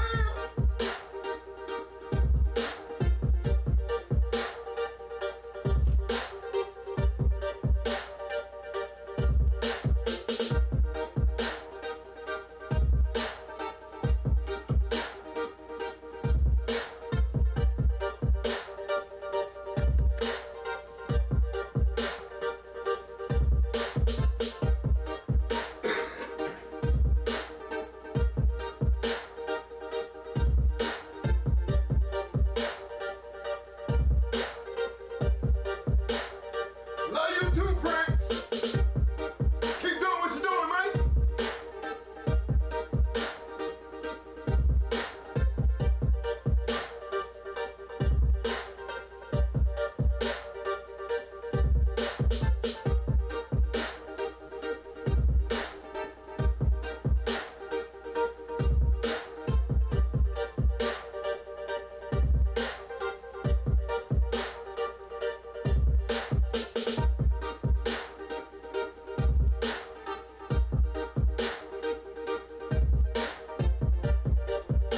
We know what his pedigree looking like. You know it. Come on. I need drama. I need drama.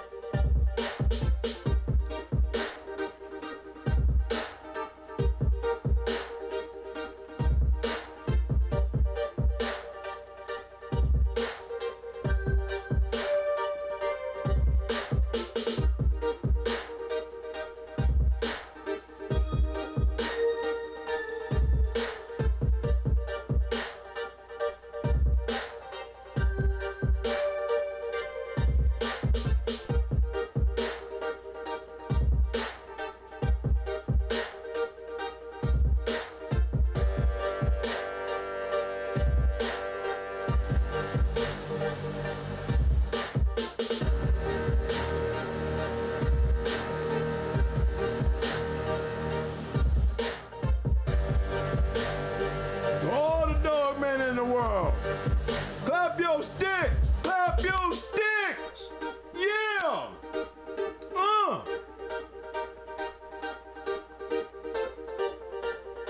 Raise them high, fellas, raise them high, clap them up. Yeah. Come on. I wish all y'all the best of luck in your venture. Make sure you put it at the highest level. The highest level.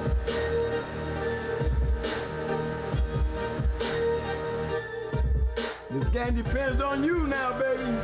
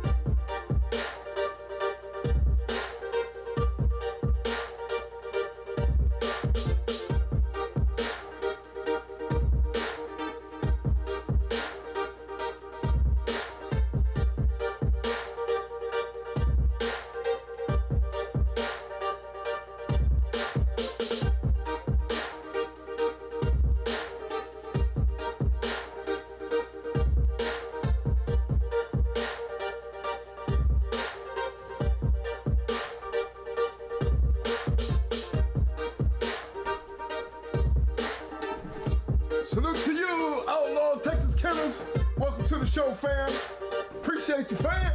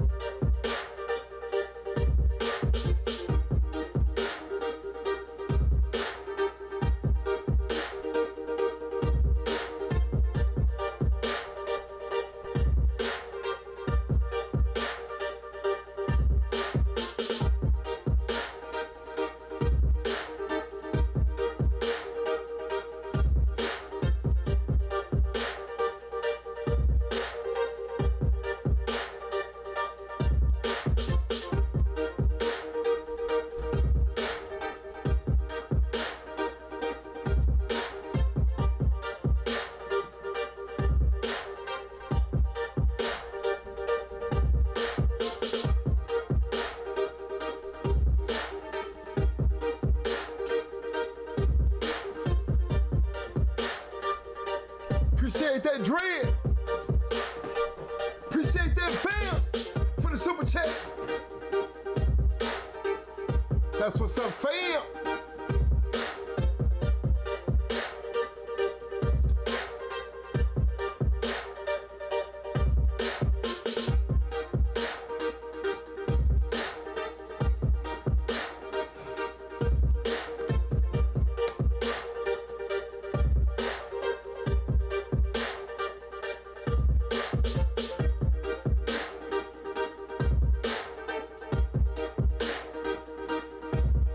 Dread, Wolfie, Landon Hill, Prentice Carr, Wolfie.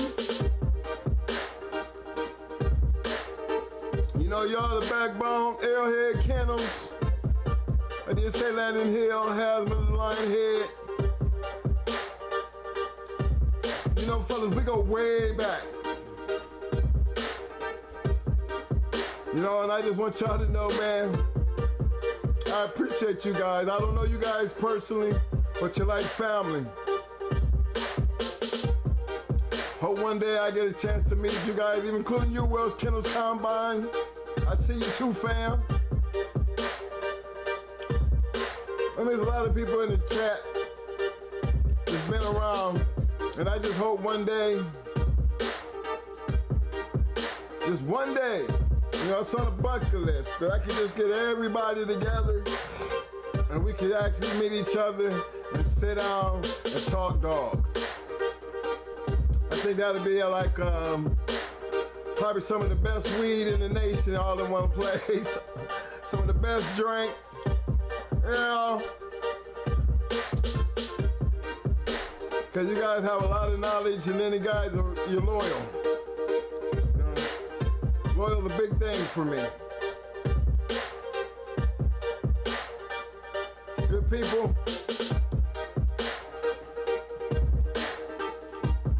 I just thought I'd do a special shout out to you guys, you know what I mean? Because I'm always hanging out in the parking lot.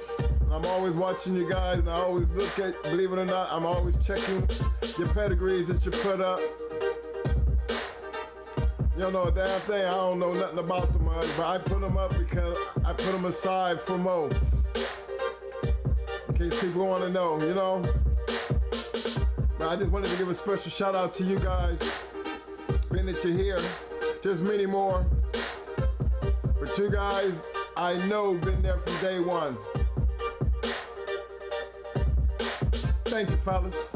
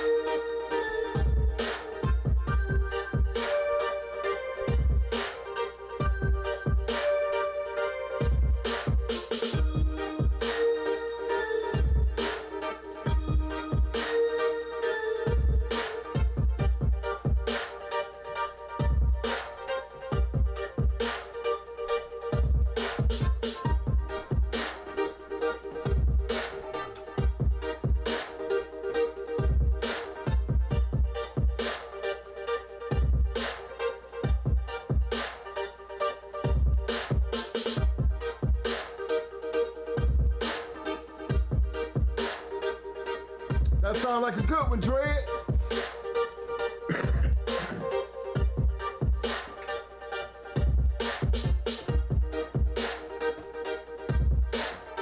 You know, it's funny since I've been back and that tragedy, I have a different outlook on life, you know? Sometimes when you get our age, up in age, man, you know, you never know when that next, you know, God blesses you to wake up the next morning, you know? So,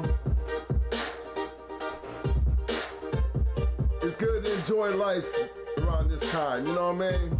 I done put on the hard work, all my kids is grown. Dealing with grandkids and stuff, you know? And I enjoy hanging out with the fellas. That I know, because I missed it. The 2 days, that week we was out, man, I couldn't wait to get back. Because outside of just working, this is another thing I love to do.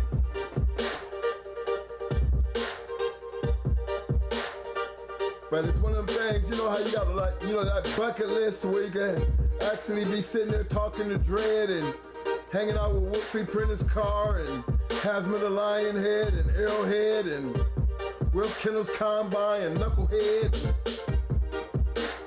Ben Brockton and, you know, just guys that's just been around for a while, you know? Windmune, Frank Rizzo, Hemi, Mike Dan. I mean, the list goes on, man. Y'all just my guys. And you're good people.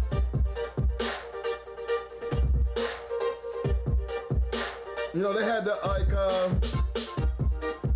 Mr. Garcia, AKA the schoolboy, you know, he was telling me about the old timers thing he was at. And, you know, and he really had a nice time. I would like to have a going hard, you know what I mean, Shark Tank barbecue. You know, I'm trying to figure out a way to raise the funds to be able to throw something like that, you know, get some t-shirts, hoodies, do a little merchandising. Never really wanted to get that deep into this, but that barbecue is something I really want to see happen. Now, being I'm here in Florida, y'all know how y'all finna go through that winter. I mean, I ain't trying to brag or nothing, but you know, there's always summer here, I'm just saying. But this summer, you know what I mean, we, like, on the 4th of July, we generally have a big old, my company hosts a big fireworks barbecue. And we let off thousands of dollars worth of fireworks that people donate over the year, you know, over the whole entire year. They either donate fireworks or they donate money toward the fireworks. And it has just grown over the years. And I'm telling you, man, when they let off these fireworks, we let them all off, like, I swear to you, man, it's about 200 yards and nothing but fireworks all lined up, and everybody participating. We all let them off all at the same time, man. And we have the 5-minute finale.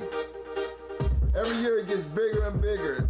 This year, I think the goal is trying to double it to like a 10-minute straight finale of fireworks. But that's something that, it started out something big, small, and it just turned into something gigantic. So, I'm looking for something like that to happen with us. You know, the Shark Tank. We might start off small that first year. By the time that second, third year come along, we might have to get a bigger venue, fam.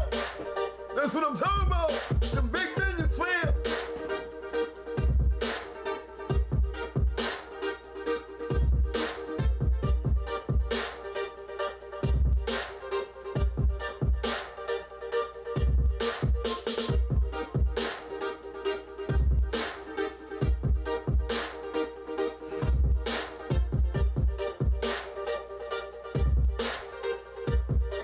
That's for sure, man.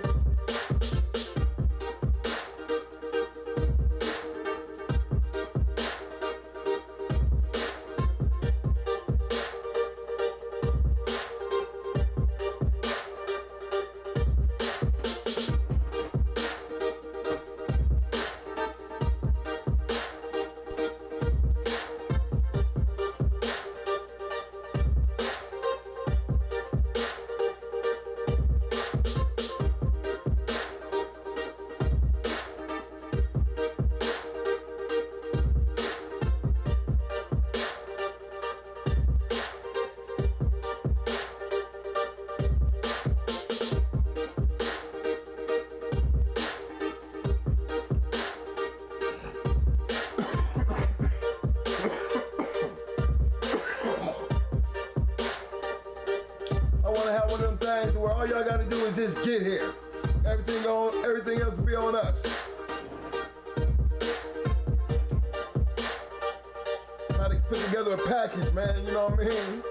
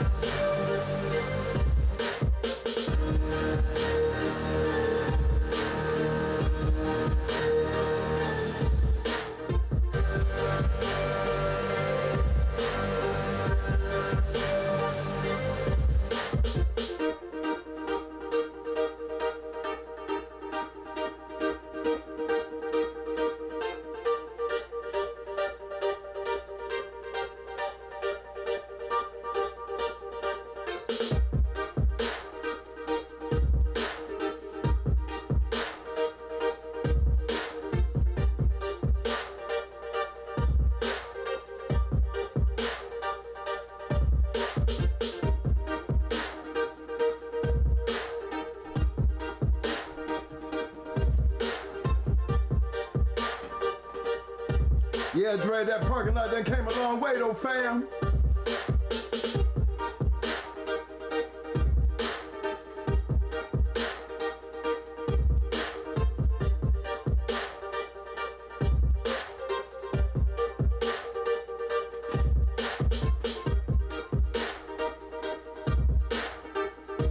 Now I think everybody just sit in the parking lot, talk a little bit, drink a little bit, choke a little bit, just hang out.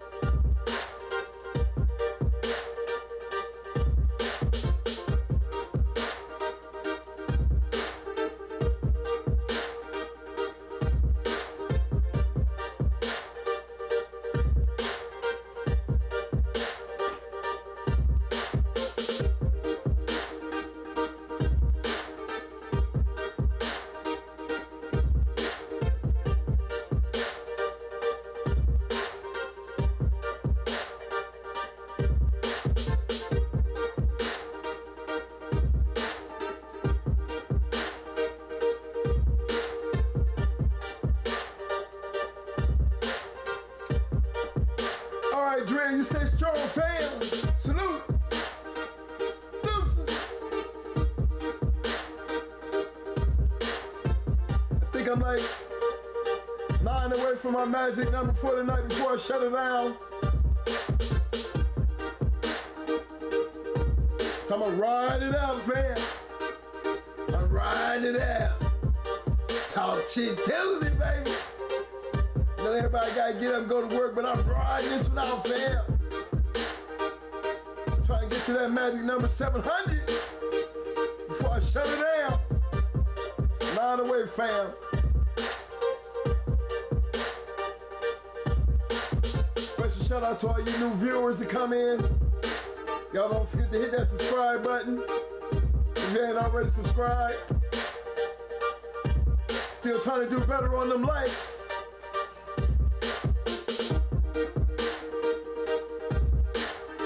Sure would to see you guys just come out and just start hitting that like button. It don't take much. But for those who do, much appreciated, fam.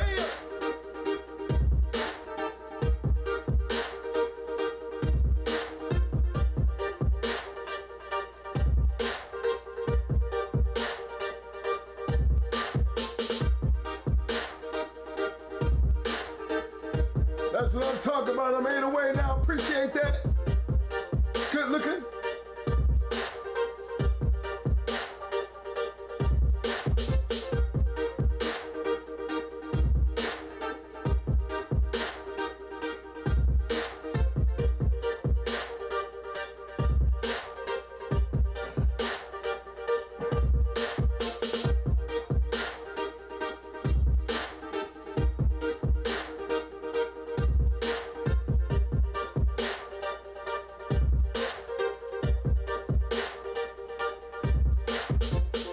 Give my special shout out to my big brothers over at 7-8 Sports in general.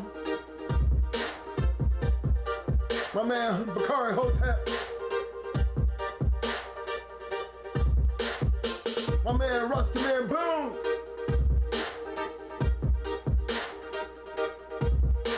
And my boy walking down Ram Big Steppin'.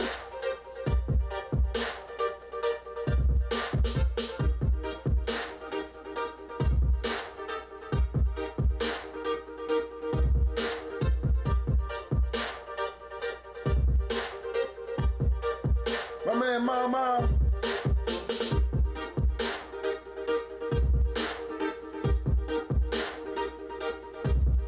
All my big brothers.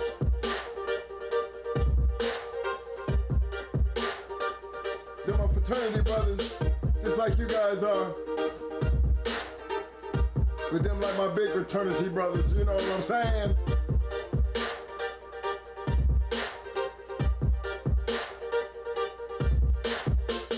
Future!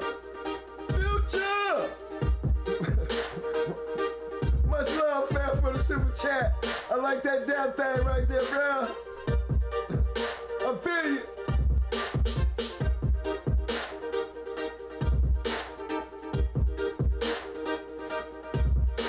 Appreciate that, Future. I got my eye on you, Future. I like the way you handle the chat too, man. Love the way you represent, fam. That's what it's all about, man.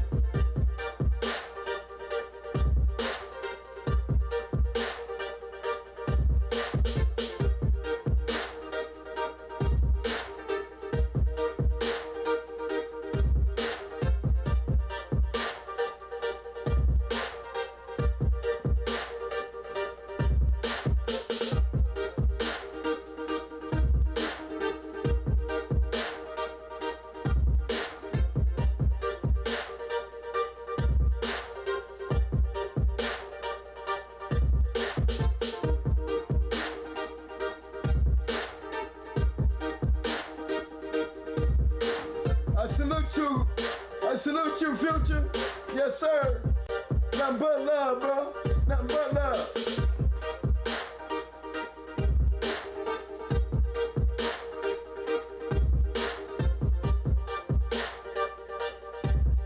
And you can believe that, man. From the heart, it's always going to be appreciated, fam. Always. Going to be appreciated.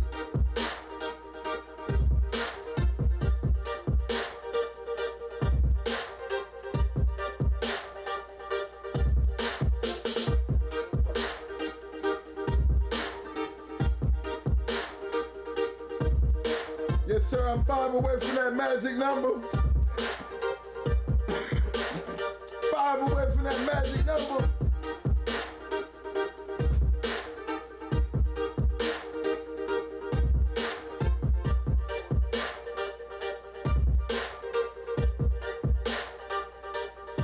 Always gonna give love to all the viewers who stop in and watch the show.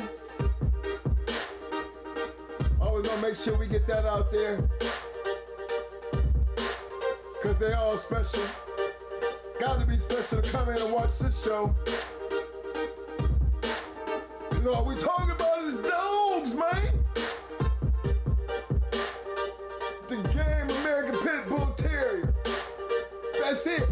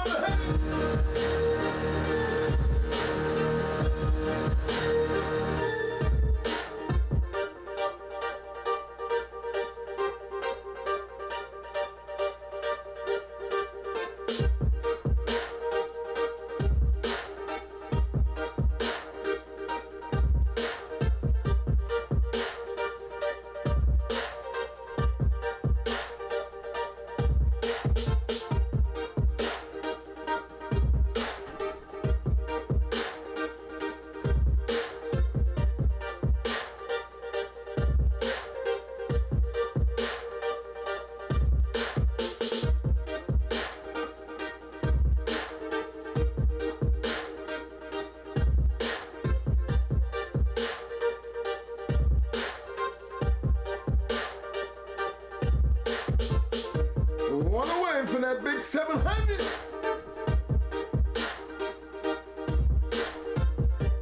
Again, I'd like to show my appreciation to all who come out and watch this show. It's informative. Try to keep it entertaining.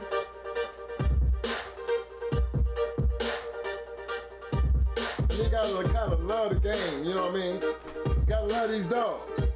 So that's one thing I hope everybody have in common. The love of the dog. Now if you love the channel, you keep coming, you should have no problem hitting that dang like button, Mike. You know, that's the button with the thumbs up. If you're new to the show, go ahead and hit that subscribe button. Just remember,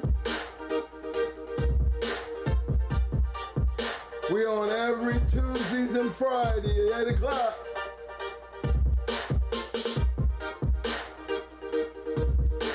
We pushing up on that 1,800 subscribers. Hell, that's a blessing.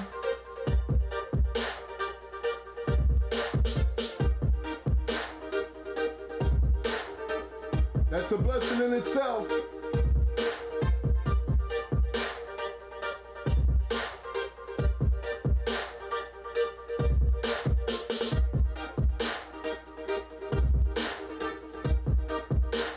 I don't know if I should be hitting a magic bell like the ding, ding, ding, ding, ding, ding. You know, pom-poms and everything flying in the air because we have achieved, again, another successful show at 700. Might not sound much to everybody, but it sounds like for us, it's big. We're only on Tuesdays and Friday nights. And to get that kind of love, you can't help but appreciate that, fam. Much love. That's why we do what we do. And we couldn't do what we do without you. The chat, the subscribers, the followers, all you guys, much love. So we have come to that time in the show, you know what I'm saying?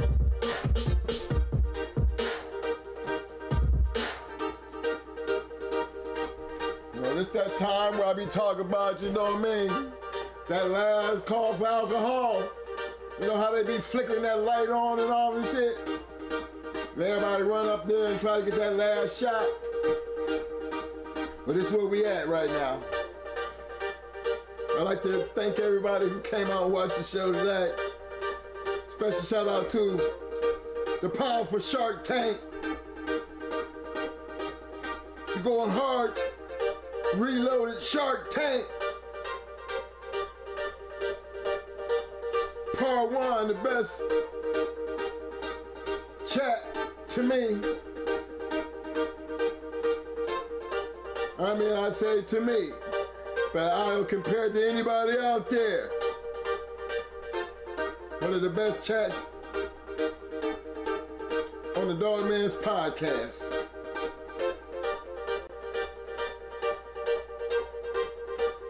Now remember, for all my new viewers to see this video, I know it's gonna be a lot of them. You might not have made the show. That's okay. Just let me know you've been there by stopping by and hitting that damn like button. It's free. Don't cost you nothing. As you know, we have a Cash App that runs at the ticker at the bottom of the screen right there. Other than that, come to the show, hit that super chat. You know what I'm saying? Special shout out to my main man, still putting it in. Hanging out to the end, trying to get in that last call. Boss done, representing fam. You know it, boss. Time to get that last call, baby. This is Tuesday night. This ain't no damn Friday. We can't hang out like this all night now. Damn. Appreciate the 700 plus. Thank you.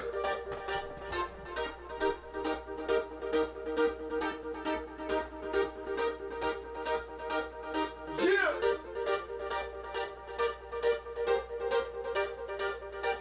But we gonna go out like this. Yeah.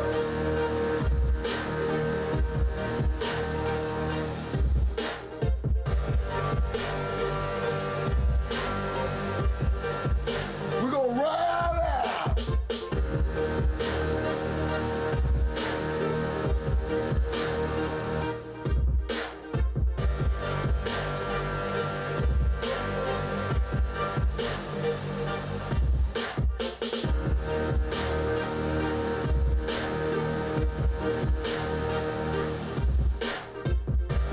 Yeah, it's cold. The lights are flickering. Got 31 still out there hanging out with me. Mr. Larry Willis, I see you, fam. Still hanging tough in the parking lot, fam.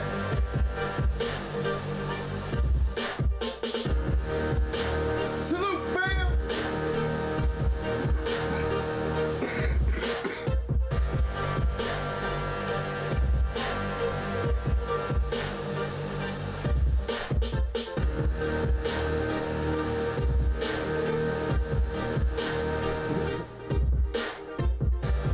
I'll feel your bones down. I'll feel you, fam. You ain't alone, fam. I'm right here with you, rolling with your fam. Larry Willis still hanging in there. Future still hanging in there. But y'all know what time it is. I know you gotta go. I ain't tell you where to go. But I know one thing. You're gonna get the hell up out of here. Yeah.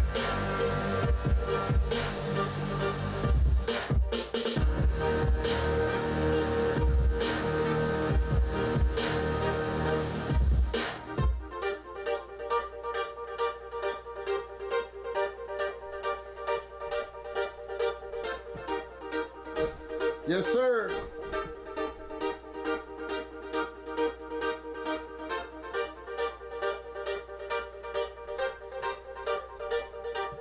As we finish the night out